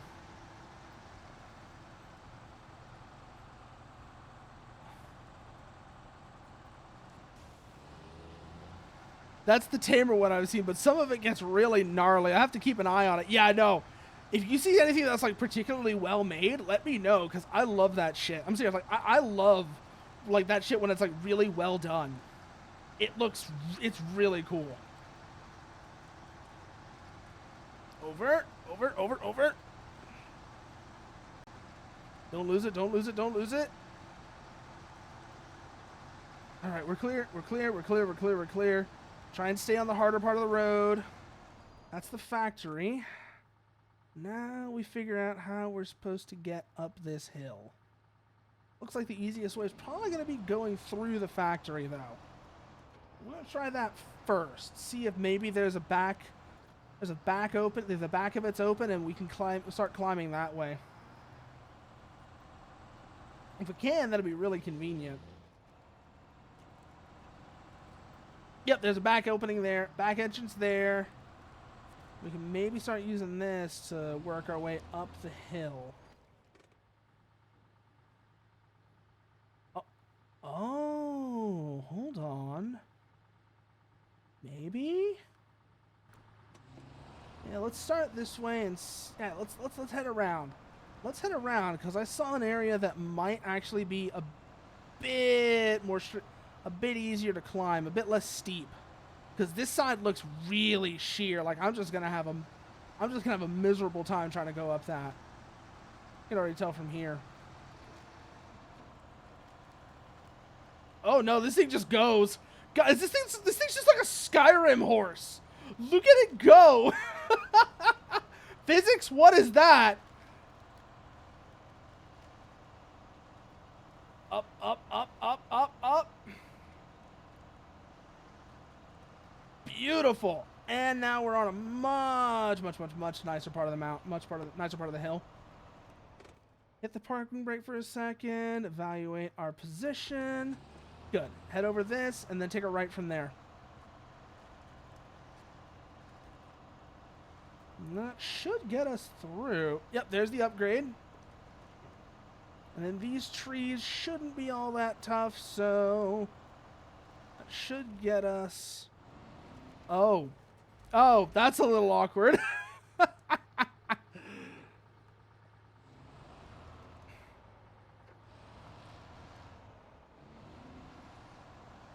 Then we back in.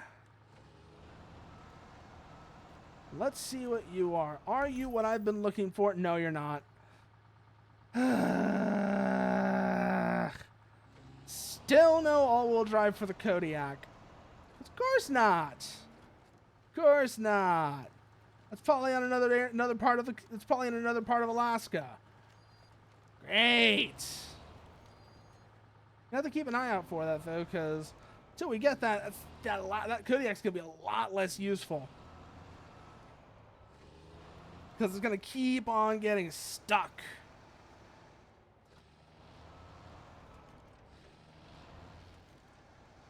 I know it's in this region because it tells us it's in this region. I just don't know where it is in this region.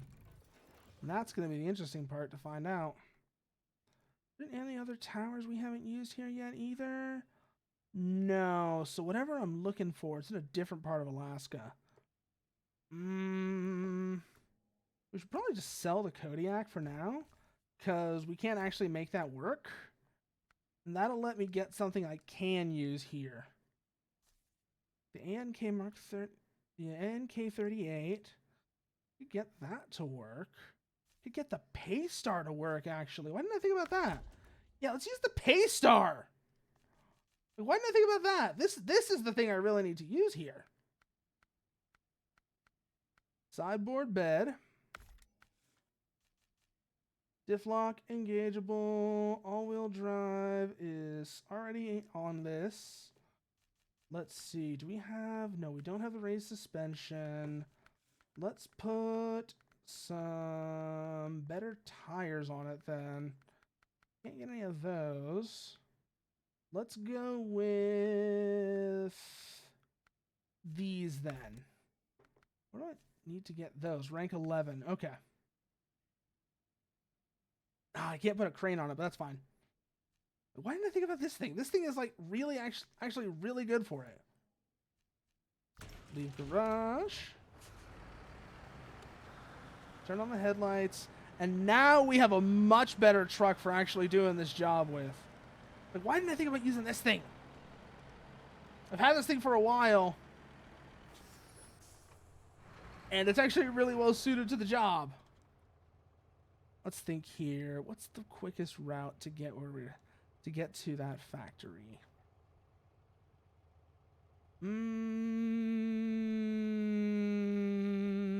Yeah, it's this way. Okay. It's over the frozen lake bed. Into, you know, over, like, along this dirt road. And that'll get us... Yeah, this works. Okay. Let's just keep going along this way. And that'll get us to the factory. Grab the steel beams from there. And then head over to the stone fall and deliver them. Perfect. Oh wow, this is actually pretty quick too. The ice is gonna suck, but the ice always sucks. Doesn't matter what you're doing. The ice is just miserable. Over. Okay, good. Got ourselves pointed in the right direction, which is going to be the most important thing. Because once we're off the ice, we can use that to get our traction back. And then, is this part frozen or is this water? I think this part's also frozen. Yeah, this is also frozen. So watch our speed, because we're going to slide a bit here. We're going to navigate this, use the snow and the rocks to our advantage. We can get more traction on them than the ice. And then we're back on the road. Good. Oh my god, I just realized, put on some new music as well. What could we put on that would be good? Not that, not that, not that.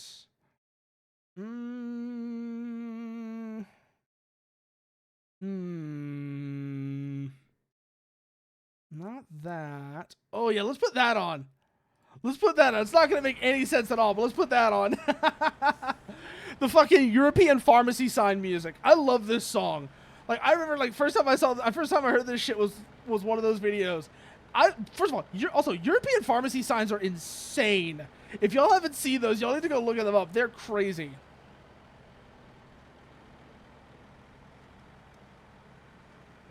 Oh, yeah, there we go. Up over the hill, up over the hill, up over the hill. Come on, come on, come on, come on, come on, come on.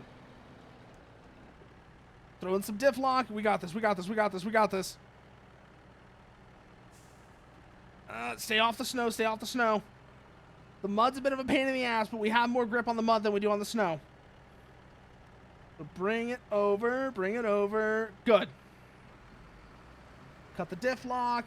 Try and get some more speed on this. Oh no, this is just a mud hole. Who am I kidding? Who am I kidding? This is just a mud hole. Yeah, we're not gonna want to take the diff lock off here. We're gonna hold on to that, stay in that as we're going through this mud hole.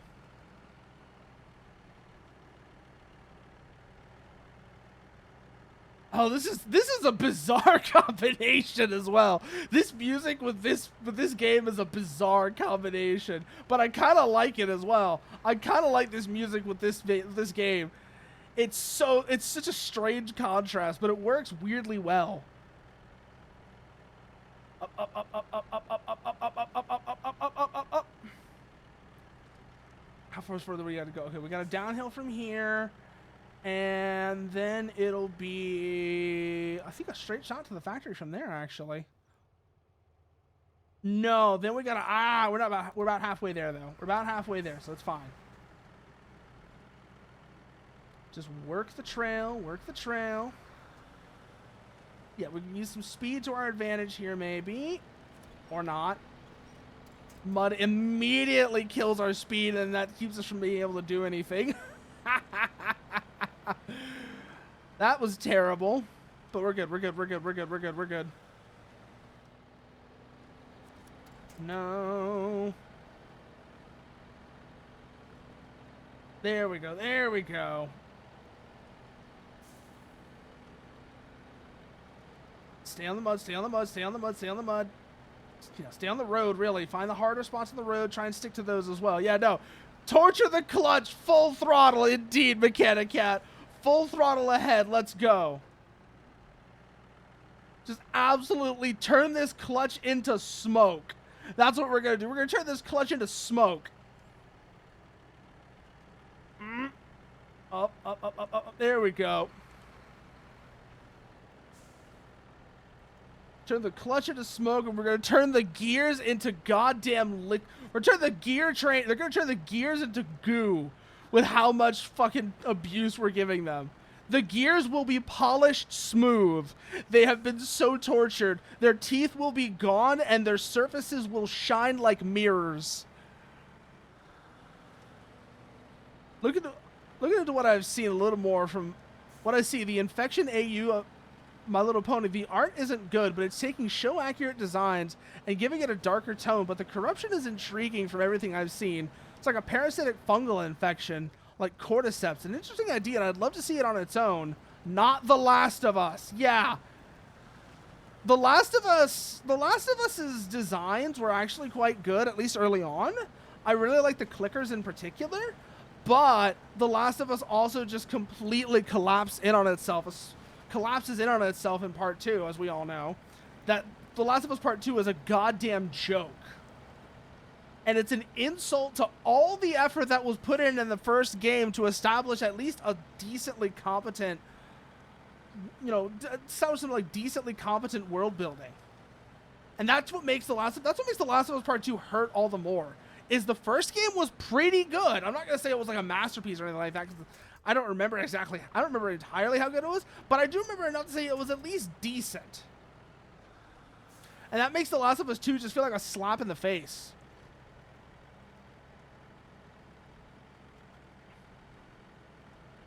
There we go, there we go, there we go, there we go, there we go. Work the wheels, work the wheels, work the wheels. Just trying to find... The Last of Us could have been defeated by intentionally giving yourself a fever. Oh, wow. I guess Cordyceps doesn't like hot conditions. Is that what you're trying to say there, Parasitus? Smooth gears, paper-thin clutch, and a flywheel so scratched it looks like it was sandblasted. Hell yeah, Mechanicat. We are destroying this truck. We are destroying this truck if that's what it takes to get our load delivered. And we're on the guardrail.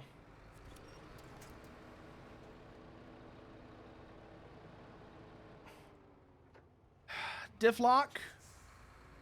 See if that gets us unstuck. Come on. Come on. There we go. There we go. All we had to do was believe. All we had to do was believe. Got it.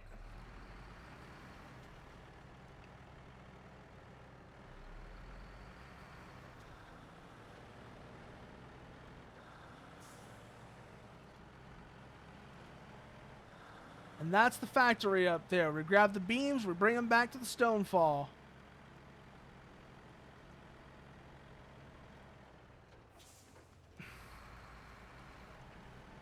Pull in. Go low gear so we have some more control. And bring her up to the loading point. This is one of the times where I kind of do wish I had a crane on this truck, because while manually loading the trucks it's not optimal by any means. It's fun. It's fun to actually try and load shit onto the truck yourself.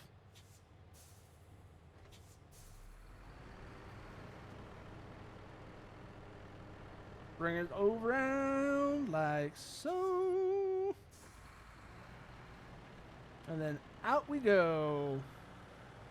Off we go into the wild. Oh god, that's another, not necessarily, not quite the same song. That's something I need to put on as well. That's something we could put on as well. Because that really does just fit the vibe of what we're doing. Yeah, I don't know if y'all like, because I mentioned garbage time to you, Mechanicat. And you ever pay attention to the background music he uses for that shit? This is one of the songs he absolutely uses. This is one of the songs he uses a lot as background music for when he's just when he's fucking with absolute shit boxes.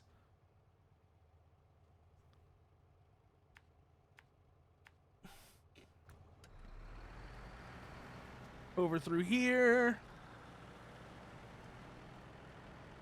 And I mean, Anchors Away is also just, it's got a really good tune to it as well. You gotta admit, especially when we get to the actual, fungus is really sensitive to temperature. The long reason we don't get fungal infections very often is because our body temp. But let's say Cordyceps branches off to specialize to humans. It'll do better to adapting to our average body temperature. So raising your core temperature would fuck it up. So just put yourself in a hot tub. Is that what you're saying, Parasitus? Just put somebody who's infected into a hot tub and watch it die.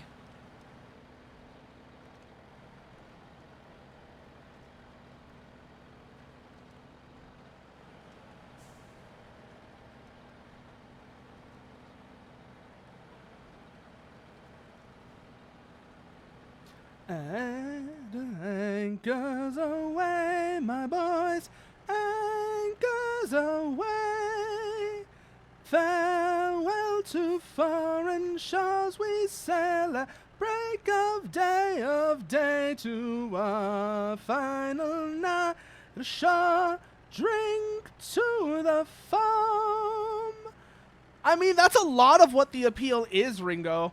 It's off-road. It's off-road driving. It's the off-road driving. It's how do you get that? How do you get this truck with this payload through that fucking mud hole that looks like this absolute nightmare of a mud hole? That is entirely the appeal of Snowrunner, Mud Runner, as well as mud runner and spin tires before it. It's how do I get this truck through that mud hole to deliver this cargo? The whole thing is a problem-solving exercise. It's a lot like Kerbal Space Program in that sense.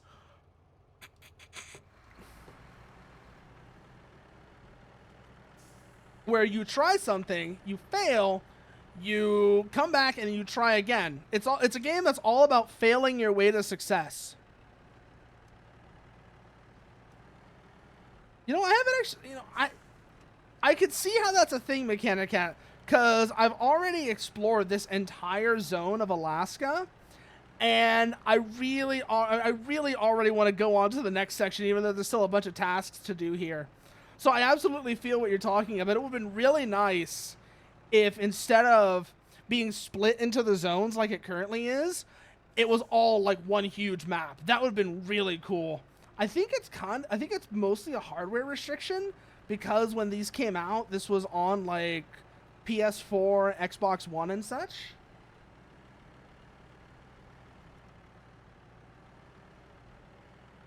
It's just because the hardware at the time wouldn't have been able to handle a huge map like that. It would have eaten up too much memory, I guess. It gives me a lot more believable reason to have temperature resistance. Yeah, when you describe what you said before about how cordyceps can basically be defeated by putting the infected person in a hot tub, yeah, I can see why that's your why you went that route, Parasitus.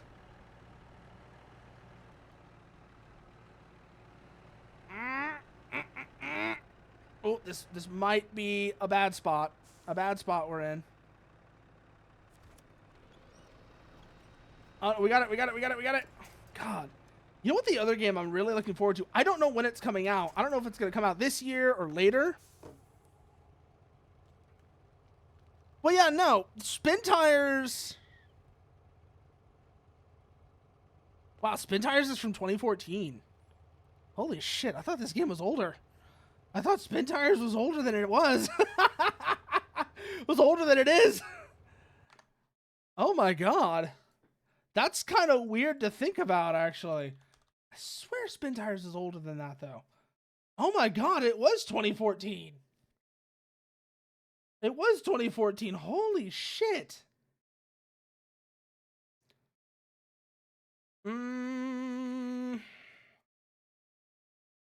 That's super weird.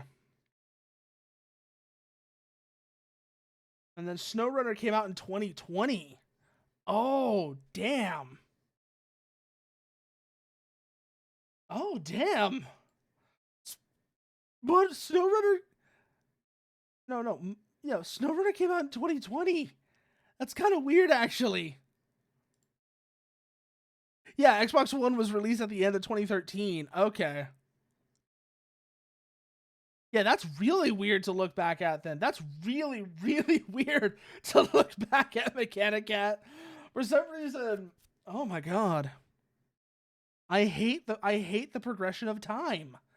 I hate the progression of time. Ah!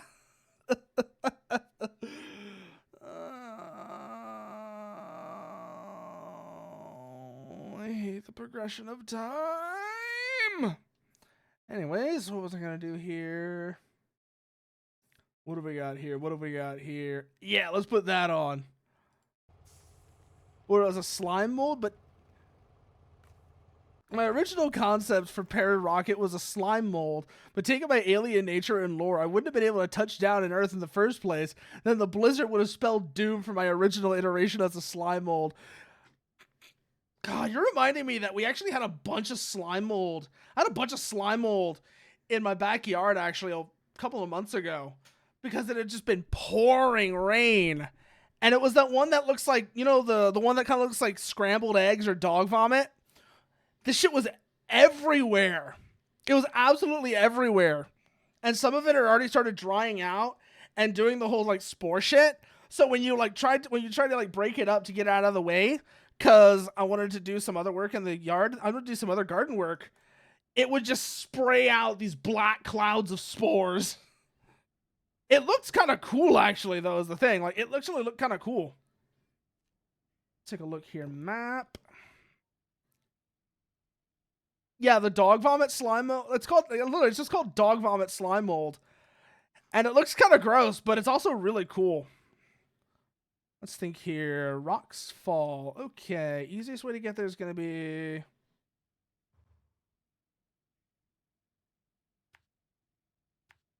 Go this way. No, it's not. It's going to be the lake bed. It's going to be the lake bed road. Yeah, we're going this way a lot. I just realized that. We're going this way a lot. Yeah, through here once again. And this gets us up to the river. Once we're up to the river...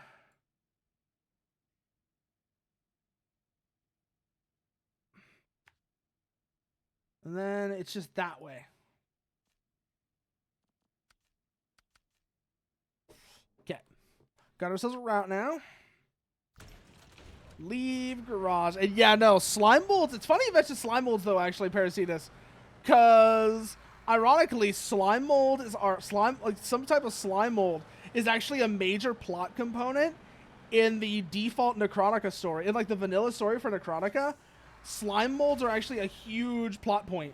Oh, wow. We just slammed into that guardrail. That was clumsy. We're okay, though. We're okay.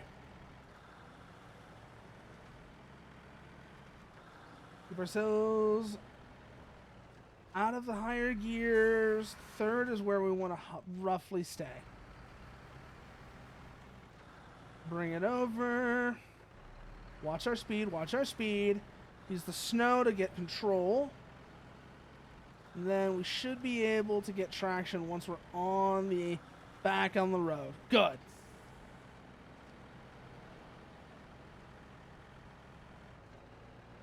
Drop a gear because that was not working out for the engine. It was not having a good day. Problem with the map size is the physics. Like, imagine the whole game keeping track of every single thing in the map in real time. Yeah, no, I mean, that's the thing, is there actually is a pretty good, there's some pretty good ways around that, though, Mechanicat.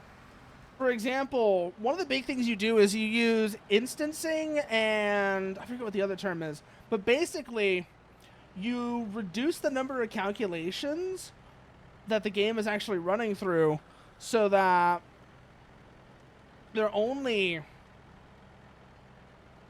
like within a certain radius around the player. Oh, it already does that, Mechanicat. It already does that. That's the thing. The game already does that with the way the map size currently is. If you move from one zone to another, a lot of that stuff already resets. And you lose that deformation and such. It resets to a default state. So for a bigger zone, that you would just have to do that in real time. So it's entirely doable. And that's like when I say like instancing. I don't even know if instancing is the right term for it, but I think you get the idea I mean. Where it's only keeping the calculations going in real time whenever a player is within a certain radius. Sorry, it's only calculating physics in real time in a certain radius around the player. And now the collective consciousness from the parasites were networking together. It's also why the bulk of you has to stay within a certain range of each other. Your consciousness breaks apart. Oh, wow, that's actually, you actually are putting a pretty good amount of thought into this. And also, that's actually related to some of the other ideas I'm doing there, Parasitus, where, like, sort of like the whole idea that, like, aside from the core, get to work, you lazy bastards, I want big maps! Like, you have, like, the core anchor part, and that's like, the center of everything. But instead of being, like, a network of, like, multiple bodies, it's just the, shall we say, the mass of, like, the mass of the body, of just, like, one body that can be separated out and controlled remotely within a certain radius. So it's a similar idea, not quite the same, but actually I'm doing something similar to what you just said. I got onto the snow. That was a mistake. What's our damage looking like? We'll survive.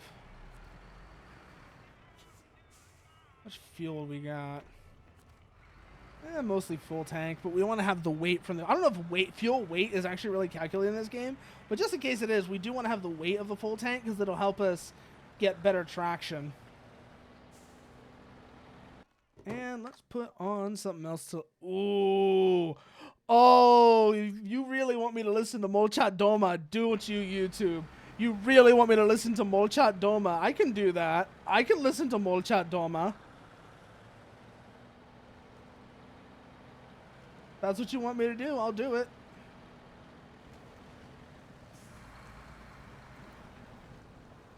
Downshift as we're going through the river. The water here. Not really a river, it's just a flooded little like dip in the road. Don't know why I called it a river. It's like, no, a river is a big fucking thing. This isn't even a stream. This is just a dip in the road that's flooded. Up the hill we go. Downshift to keep our speed going normal.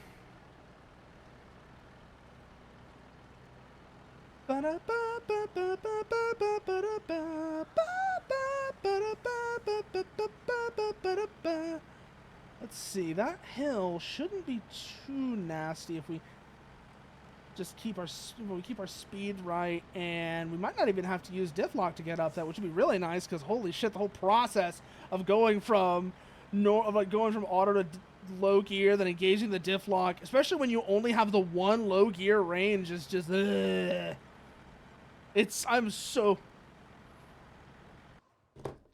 That depends, Mechanicat. Are we talking about new trucks or old trucks? Because for old trucks, old trucks, long nose. Long nose every time for old trucks. But cab over for new trucks. I much prefer cab over for new trucks because the weird sort of like jelly mold Tupperware look that new long nose trucks have just does not look good to me. I get that it's like the aerodynamics of it are better and such, but it doesn't look right. It looks a little cheap. It just looks a little cheap. It's the only way I can describe it. Where the fuck was I going? Oh yeah, this way. This is where I was going. Like anything that's like post 1990, I much prefer cab overs. Because that's when you start getting like those rounded jelly mold shapes. And they just don't look good as a long-nosed truck. But for old trucks, I very much love the look of an old long-nosed truck. Like an old Peterbilt. That shit just looks good. Like this truck right here, this Paystar. This thing looks fantastic because, you know, it's got the squared off nose and all of that, and that just looks really nice.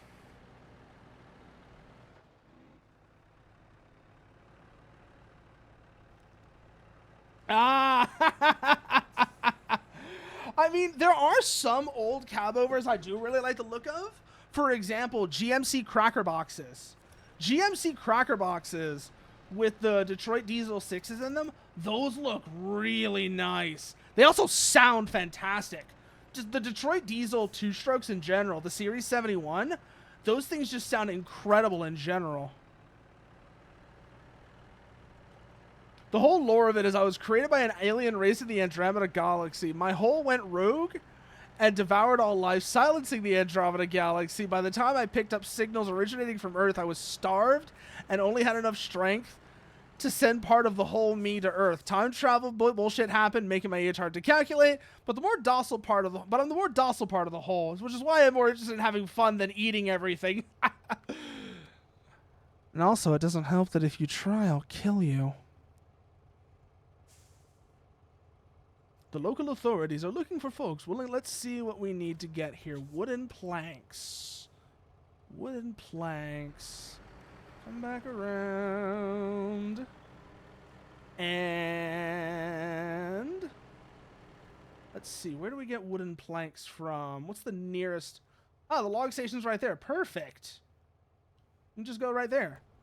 See, all that work we did to clear out this area is paying off now. It's all paying off now, because now we have a straight shot to the log station where we can get the shit we need to clear out this road. It's all coming up green. It's all coming up Gucci. Look at it. Look at it.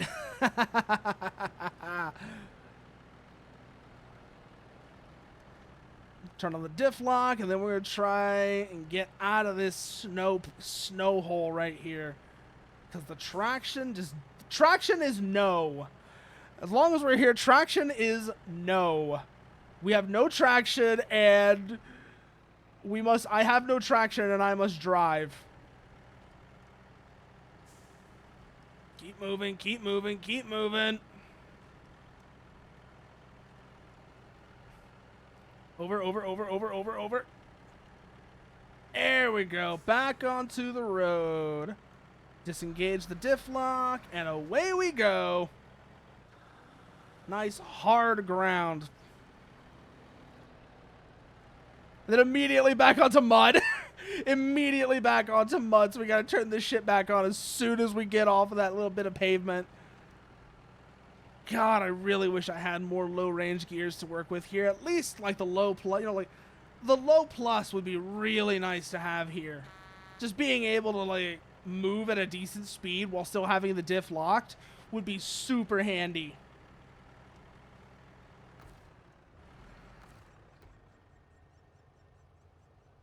I'm trying to remember if there's anything else we can do with this bed. No? Okay. Because some of them, I remember, the sideboard beds, you can like unhinge the sides and back, which is mostly useful for if you're trying to get stuff on with a crane. But I do like having the ability to do it regardless. Come up through here. Don't leave low gear. I know it's tempting, but the mud's gonna trap us if we do. We're gonna have to go through this nice and slow, but the truck that sold me on old cab overs is the Kenworth K100. Let me have a look at this. But here's the thing. I like old cab overs. I just think that on one hand, both old and new cab overs look really good, but I don't like the look of new long nose trucks. So let's see what this thing looks like. Oh, that is very nice, actually. That is very nice. What are the engines on these things? What engines were they using on these things? If they use the Series 71 on this, that would be a fantastic sound. Like, seriously, if you actually haven't listened to a Detroit Diesel Series 71, you need to go and give it a listen. They sound incredible. They sound absolutely incredible. 350 Cummins, 400 Big Cam Cummins, 400 Big Cam Cummins, Cat 6NZ, Caterpillar 3406B. Ooh, I gotta see if there's any of these that have a Series 71 in them, because that would sound so good. Oh shit, they put a 12V. Oh, that's hot. That's hot. So remember how I just mentioned the Detroit Diesel Series 71? There's at least one Kenworth K100 that there's video of that has a 12V71 in it, which these things sound fantastic. Like, seriously, if you have never heard a Detroit Diesel Series 71, you got to listen to this. These things sound so good.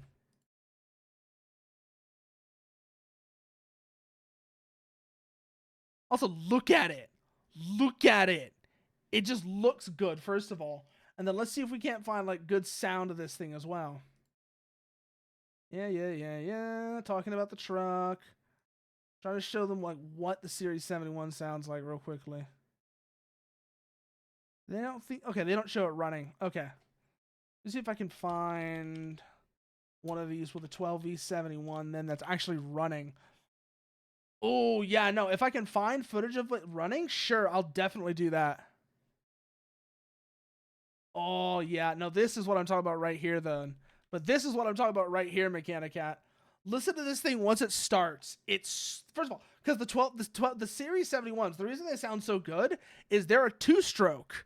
And because of that, they sound like they're revving they sound like they're revving like crazy, despite being at like 1500 RPM.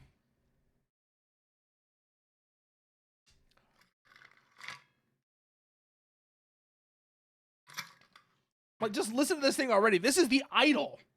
It's hunting a bit. You can hear it like, but that's mostly because it's cold. But like, listen to this thing once it actually gets going. There we go. Got it on a stable idle. Now listen. Listen to this sound.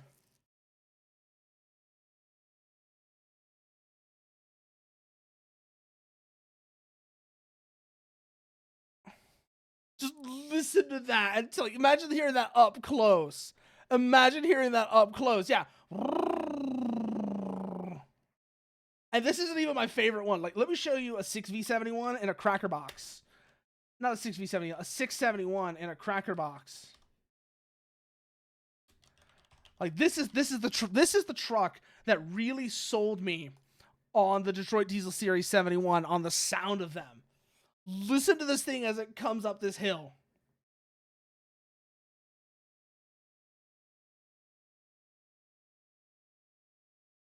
Come on. I know you're coming. I know you're coming. I know you're coming. Come on up here. That's it right there. That's the sound.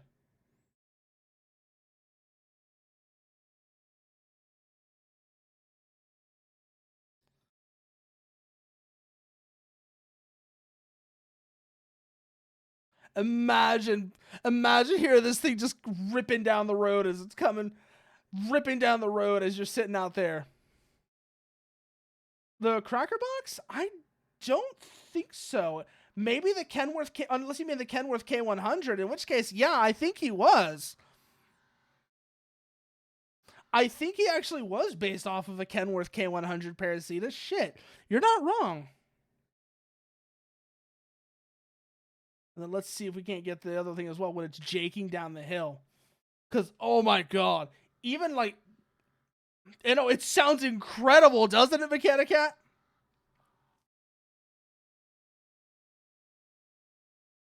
Like, just aside from just Detroit Diesel 71s, I love the sound of Jake brakes in general.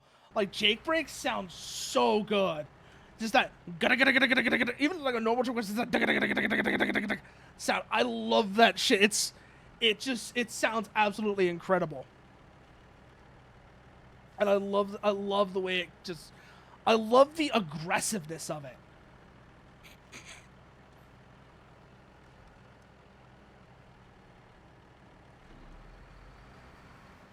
There we go. We're out of the worst of it for now, so we can go back over to normal gears for a minute anyways.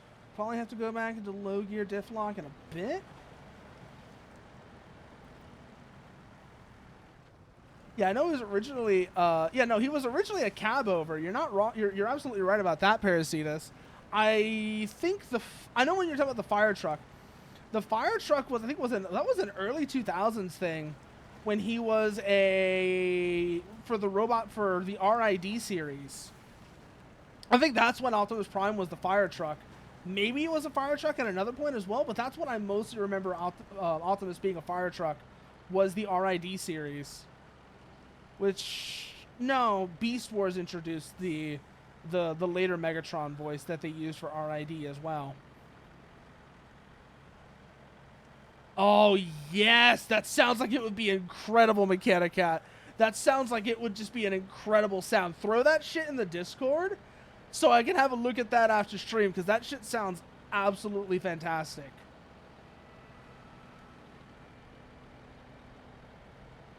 Because there really is something to cold starts in particular. Especially when it's cold starts on a cold day. They just sound... mwah. So nice. So nice.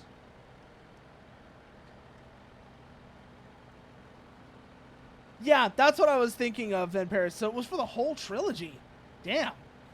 I didn't realize it was. I thought it was just RID. No, he was. No, was he a fire truck in RID? It's been a while since I've seen RID. But he was a fire truck in Armada and Energon as well. Huh. A bunch of cars that are beautiful. You know what I'm so mad is really, really hard to find, Mechanicat? Good quality footage of old Indy cars where where they're actually driving it, and the person who's driving it is actually fucking sending it. Like, there's plenty of footage of of people sending old F1 cars, but it's like old Indy cars, every time you see them, they're either just sitting idle or they're barely being run at all. Like, they're not sending it the way that you see with, like, old F1 cars. No, I think it's just that the people who own them tend not to be the kind of people who would just send it with a car like that. Like, I think that's a big difference between the owners of old Indy cars and old F1 cars. That's just like a difference in mindset, especially because old Indy cars, it is legitimately hard. I will say this much. Because of how they're geared and because of how their engines are set up, it is legitimately hard to send it with an old Indy car, especially on something like Goodwood or another hill climb track. Your gears are just so tall that you're going to be braking into the next corner before you've built up any RPMs. So I think that's a big factor in it, is these things were just geared so tall to run at Indy that you would need to put a whole new gearbox in there to be able to actually send it on anything other than Indianapolis.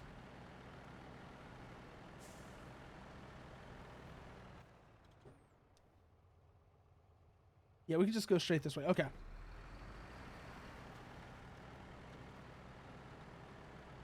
Yeah, I mean, it's a shame. I would love to see, like, vintage IndyCar races at, whether it's at, like, Indy, Michigan, even TMS. I hate Texas Motor Speedway, but imagine, even just, like, a vintage IndyCar race at there.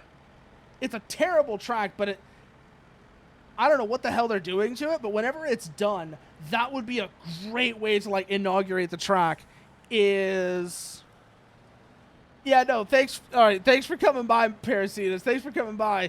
Go take care of what you need to take care of.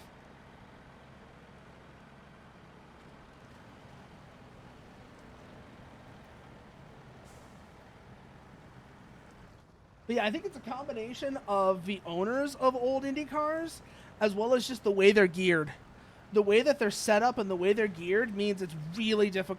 Means that they don't work on a lot of the places where you have these vintage races going on, where it's somewhere that's like a super technical, super tight and twisty hill climb course.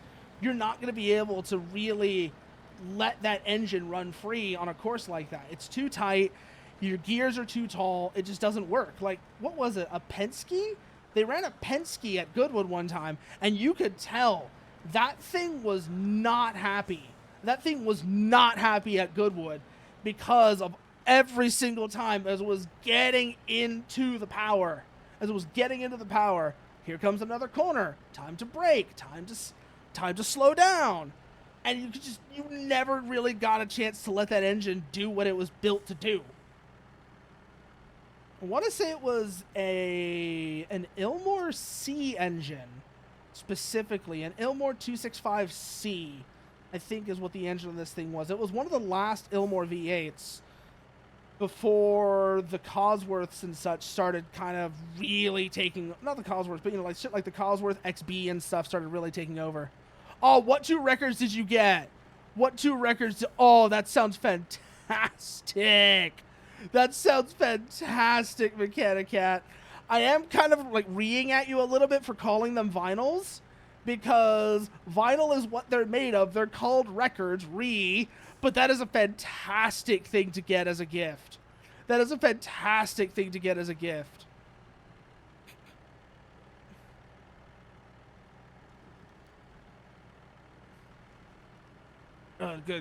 We're still got traction. We're not stuck. That's really what matters. Bring her over, bring her over, bring her over. If we can get to that tree, perfect. Yeah, no, they're called records. Just call them records. That's the thing, Mechanic Cap. So vinyl is what they're made of. The things are records. Vinyl is what they're made of. And so it would either be you say you got a record or you got it on vinyl. I remember Bloom had like a moment with that as well. Like he was talking about how like somebody he got a bit annoyed at people using vinyl as the term for records as well. Like, it's not that big of a deal, but it is just like one of those things. Like it really isn't that big of a deal. But technically they're on vinyl, they're records, and they're made of vinyl.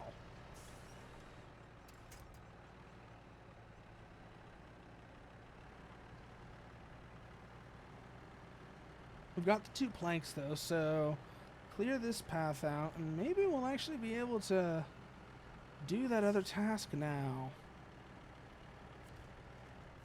Yep. Takes care of you. Cover, yes. Go grab the MPV, the fucking MATV. This thing can just go anywhere. It's also just a lot more pleasant to drive in these sort of awful conditions.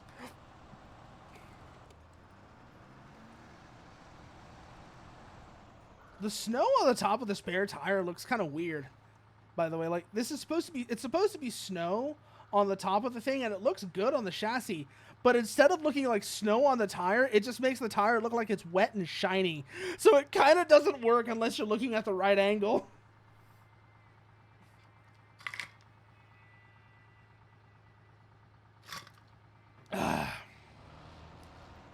So then which way is it to get to the trailer park? Trailer park is pretty straight shot through. Okay. Pretty straight shot through here. Not that bad. Okay. Take a left and just run along this road. Okay, it's because here vinyl is the word we use. Like, even at the time when it was only vinyl and there's no need for distinction, people always called it vinyl. So I tried to translate directly from Portuguese. Oh my god, speaking of Portuguese, you know what has been you know what, I did mention this in Slepnir's chat back when I was watching him play it. Have you seen, you know about the whole, like, you know, like, I saw people were making a laugh about Pal World and its Portuguese translation because they kept the word pal instead of changing it, and pal sounds a bit like pau. And, well, I think you know what that means. So people were having a laugh at that.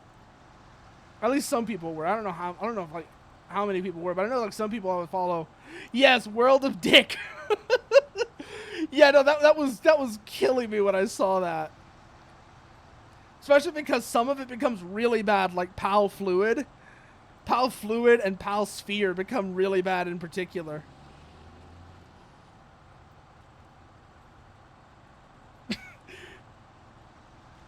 Yeah, no, it's absolutely incredible. So we can come up here, over this way, through, yeah, we'll cross that bridge, and that'll get us where we need to go. Perfect. Turn around, turn through here, good. Bring ourselves along this road. Yes, because it's a pretty straight shot along this road to get to the trailer park. It's only towards the end where things are going to get a little sketchy, and that shouldn't be too bad. Let's see here. Yeah, it's just a right turn up here. Okay.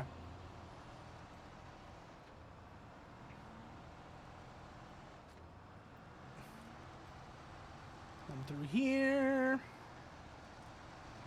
Perfect.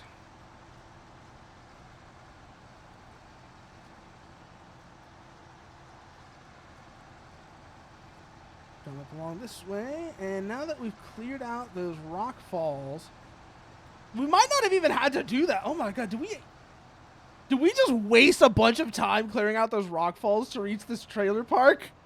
I fucking swear. If that was just a complete waste of time, that's embarrassing. That's embarrassing if that was just a complete waste of my time. Fuck.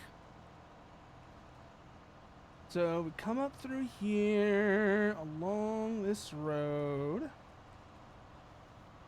No, I don't need to take that detour. I already cleared this out. No wide vehicles. Good thing I'm not in a wide vehicle then. And then up this way we go. Actually, this might have been where one of the rock falls was. So, yeah, not a waste of time, actually. We kind of did need to do that. Or maybe not, because that's a watchtower. And if we can see that watchtower, that means we've already been here. So that might have been a complete waste of time. Let's look here. How do we get over there? Yeah, we just got to keep going along this road. Okay. Over this one. Up the hill. Es grande en economía, pero camina millón. La mejor tecnología, obra de la maestría. Llegó el japonés, Toyota Corolla, el mejor carro del mundo entero. Ha llegado a Venezuela.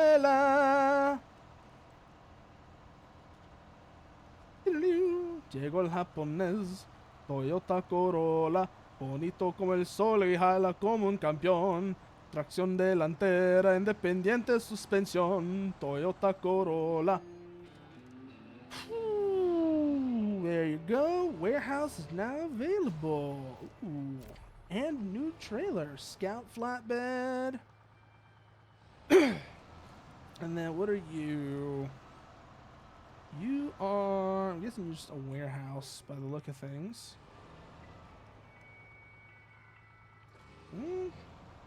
Thank you for that, Mechanic Cat. Oh.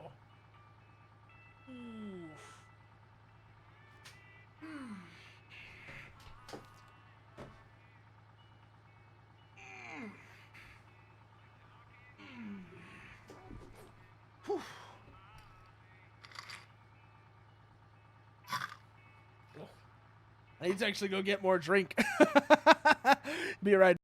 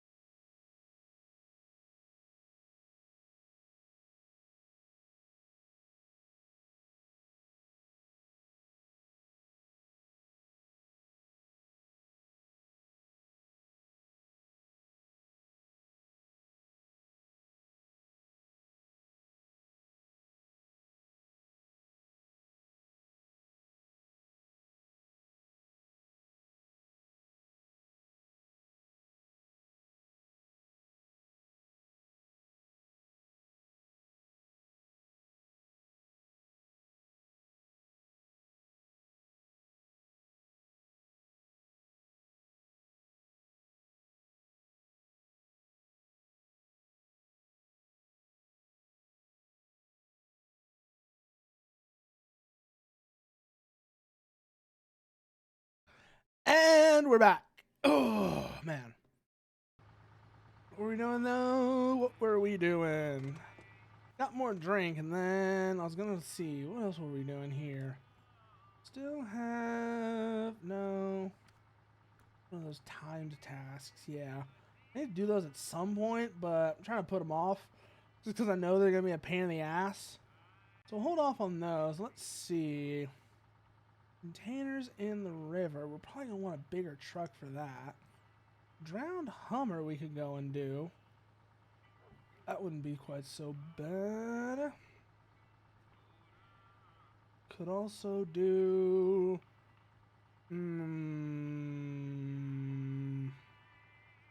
Where's that one that was like, find the radio station?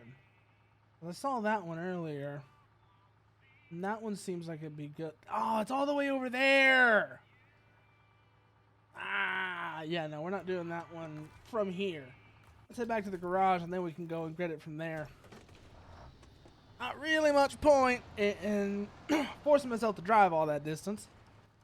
Take ourselves back to the garage. We can go for... Oh, there's a couple here, actually, we can do. Bags on ice, Drowned Hummer. Ooh, let's go look at Drowned Hummer, actually. Because, like, I don't really want the Hummer, but we might as well get it, you know? If nothing else, I can sell it and use that money to get something I actually do want to drive around in. So we head this way. Let's see what we need for you. What do we need for you? That's going to be that's the big question. Get ourselves out of that slide. Good. Come up over to the little bridge. There's a little bridge in the pipeline. There it is. Once we're over that, cross that, and then it's kind of a straight shot towards the... Ooh, production? That's hard. Because when it comes to off-road stuff, what I really like is like either the bespoke like racing stuff, or... But if I had to pick one, you know what? I'm gonna sound kind of basic here. But if I had to pick one, you know what it would be, Mechanic Cat? You wanna know what it would be? Toyota Tacoma. If we're talking production, Toyota Tacoma. I love Toyota Tacoma pre-runners. They look like a really well set up Tacoma pre-runner looks just good. They look good as hell.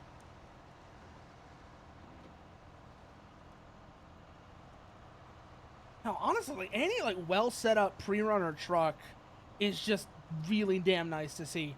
Like when it's actually something that's set up to go and take on dirt.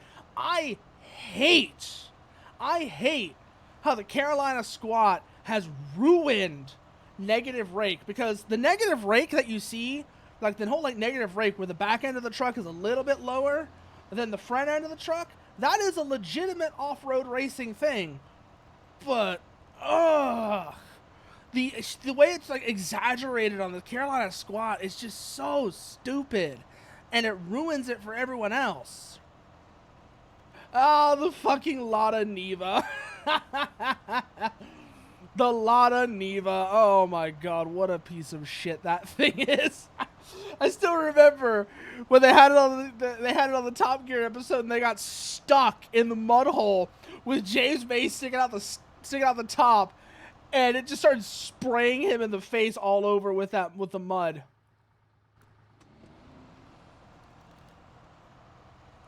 Okay, we're good.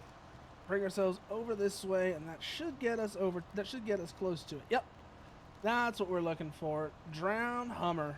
God, if this was like an actual Humvee, or even just an H1, it would have been so much better. Why did they have to make it this one?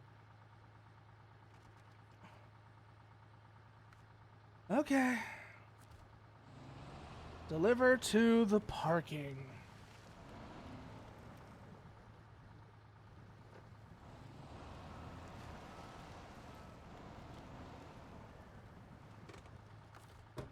Bring you up. Attach you.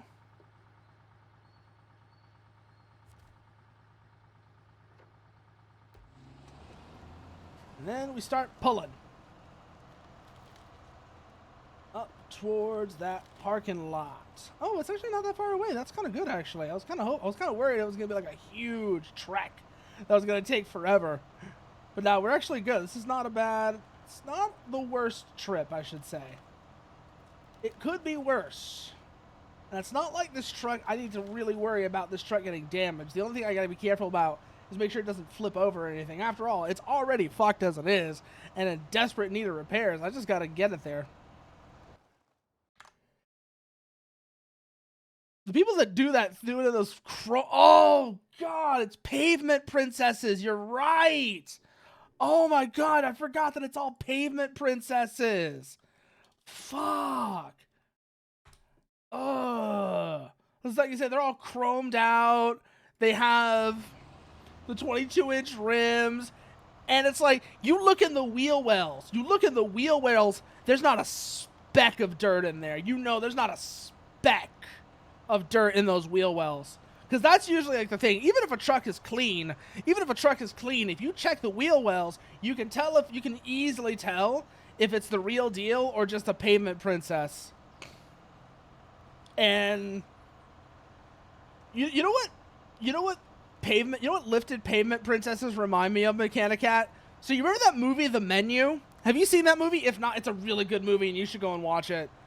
There's a scene where a character, the character Tyler, is, because he's like such a know-it-all and such a show-off, gets told to come up and cook something in the kitchen. And in order to try to show off, he tries to make something he thinks is fancy, and it turns out to be absolutely terrible. And the movie straight up calls it Tyler's bullshit.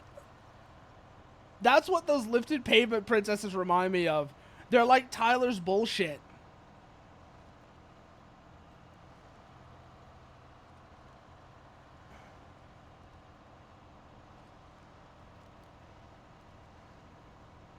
星に現れて眠る星よ、壮絶に世の語れこの夜を忘れはしない君のことは構えて夜をただ一人聞きえない声よ今よみがえれ力へと High forces High forces High forces High forces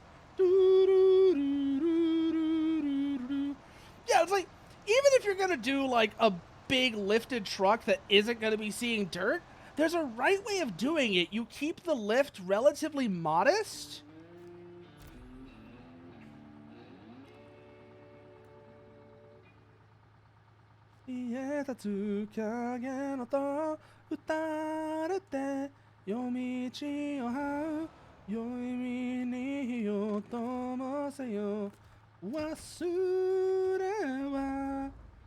Nine.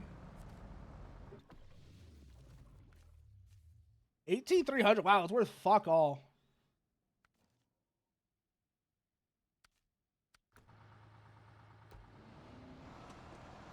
Get this thing back in the garage now. But like seriously, if you haven't watched The Menu, it is a fantastic movie. It is a fantastic movie about just like all the bullshit that goes on in fine dining. Where so many of the people who are there aren't there because they actually appreciate what's going on. They're there in order to say they went there. They don't actually care about the experience. They don't care about what the work the chef put in or any of that. They just want to be able to flex to their friend, not even their friend, want to flex on social media about, look what I did that you didn't, and just how shallow it is.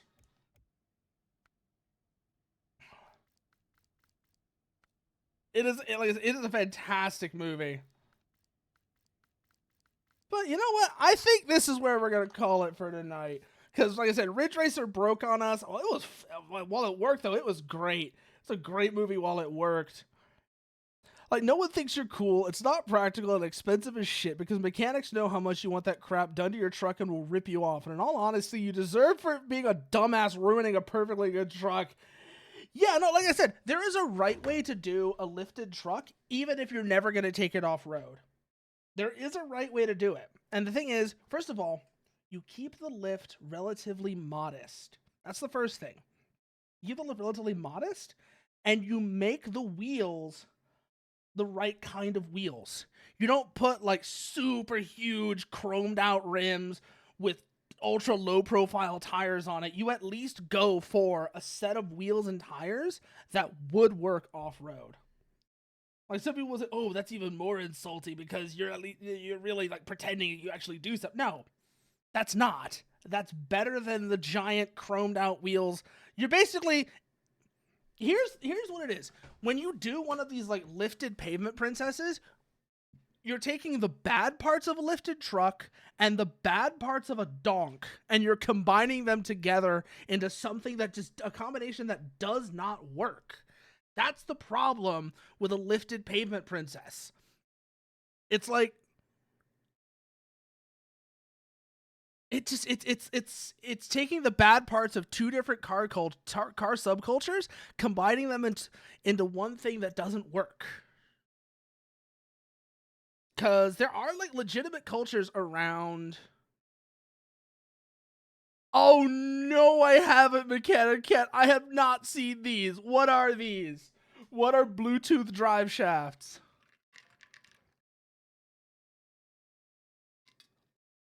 Oh yeah, of course they're Of course they're on SEMA trucks, because nobody expects the SEMA trucks to actually go anywhere. They're purely there to just park for show. So of course they're not on the SEMA trucks. That doesn't surprise me at all. Oh, I'm guessing what you mean is it's drive shafts that are just sitting there and not connected to anything. Is that what you mean by Bluetooth drive shafts? Because, yeah, no, I could see that being a thing on a SEMA truck. Because, like I said, the SEMA truck's not expected to actually go anywhere. It's just there to sit on the show floor and look pretty. Like, that is like one of the most annoying things for me with SEMA is you'll see these people who you know are great builders that put in tons of work on cars they don't bring to SEMA. But when they bring cars to SEMA, because of the pressure of getting it ready for the show floor, they don't make it as something that actually functions. Because there's the pressure to make it the flashiest thing and also get it ready on time for SEMA. And it paints a bad picture of somebody that, especially if you know their other work is brilliant. You know their other work is brilliant and really like super well done and super well put together, but because of the unique nature of SEMA, they don't really put that on display. Things are so high, they don't even have drive shafts, or it's just a rubber tube connecting the thing. So it is kind of what I thought. It's either like drive shafts that aren't connected to anything, or they're fake drive shafts. Yeah, I could see those being a thing at SEMA for sure. Because it's exactly what I said. It's because SEMA is kind of a unique environment where, because of the pressure to make the flashiest, most excessive version of whatever you do, even if you know that person's like a brilliant builder who does otherwise like fantastic functional work and all of that, they'll do like these ridiculous setups that you know don't drive, or if they do, they barely get past walking speed. And it's kind of tragic, actually. But what was I saying?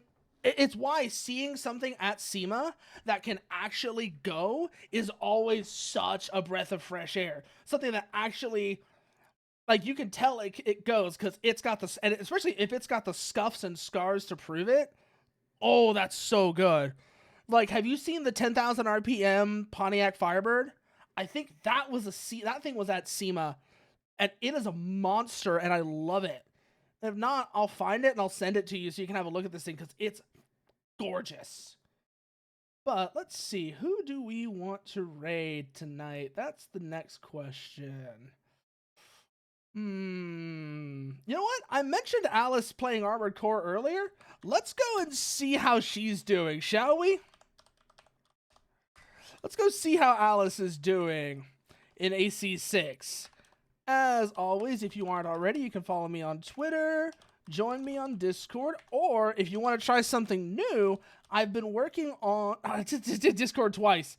I've been working on a Guilded, which is basically a Discord alternative that has a lot of really nice features that Discord puts behind paywalls, as well as, at least so far, kind of avoiding some of Discord's more annoying aspects that nobody asked for. As for the raid message, what should the raid message be? I know what the raid message will be. Because, I mean, it's the stream title. But it works. So let's go with, just Ridge Racer broke. But, as always, thanks for joining me here tonight. Thanks for joining me, and good night.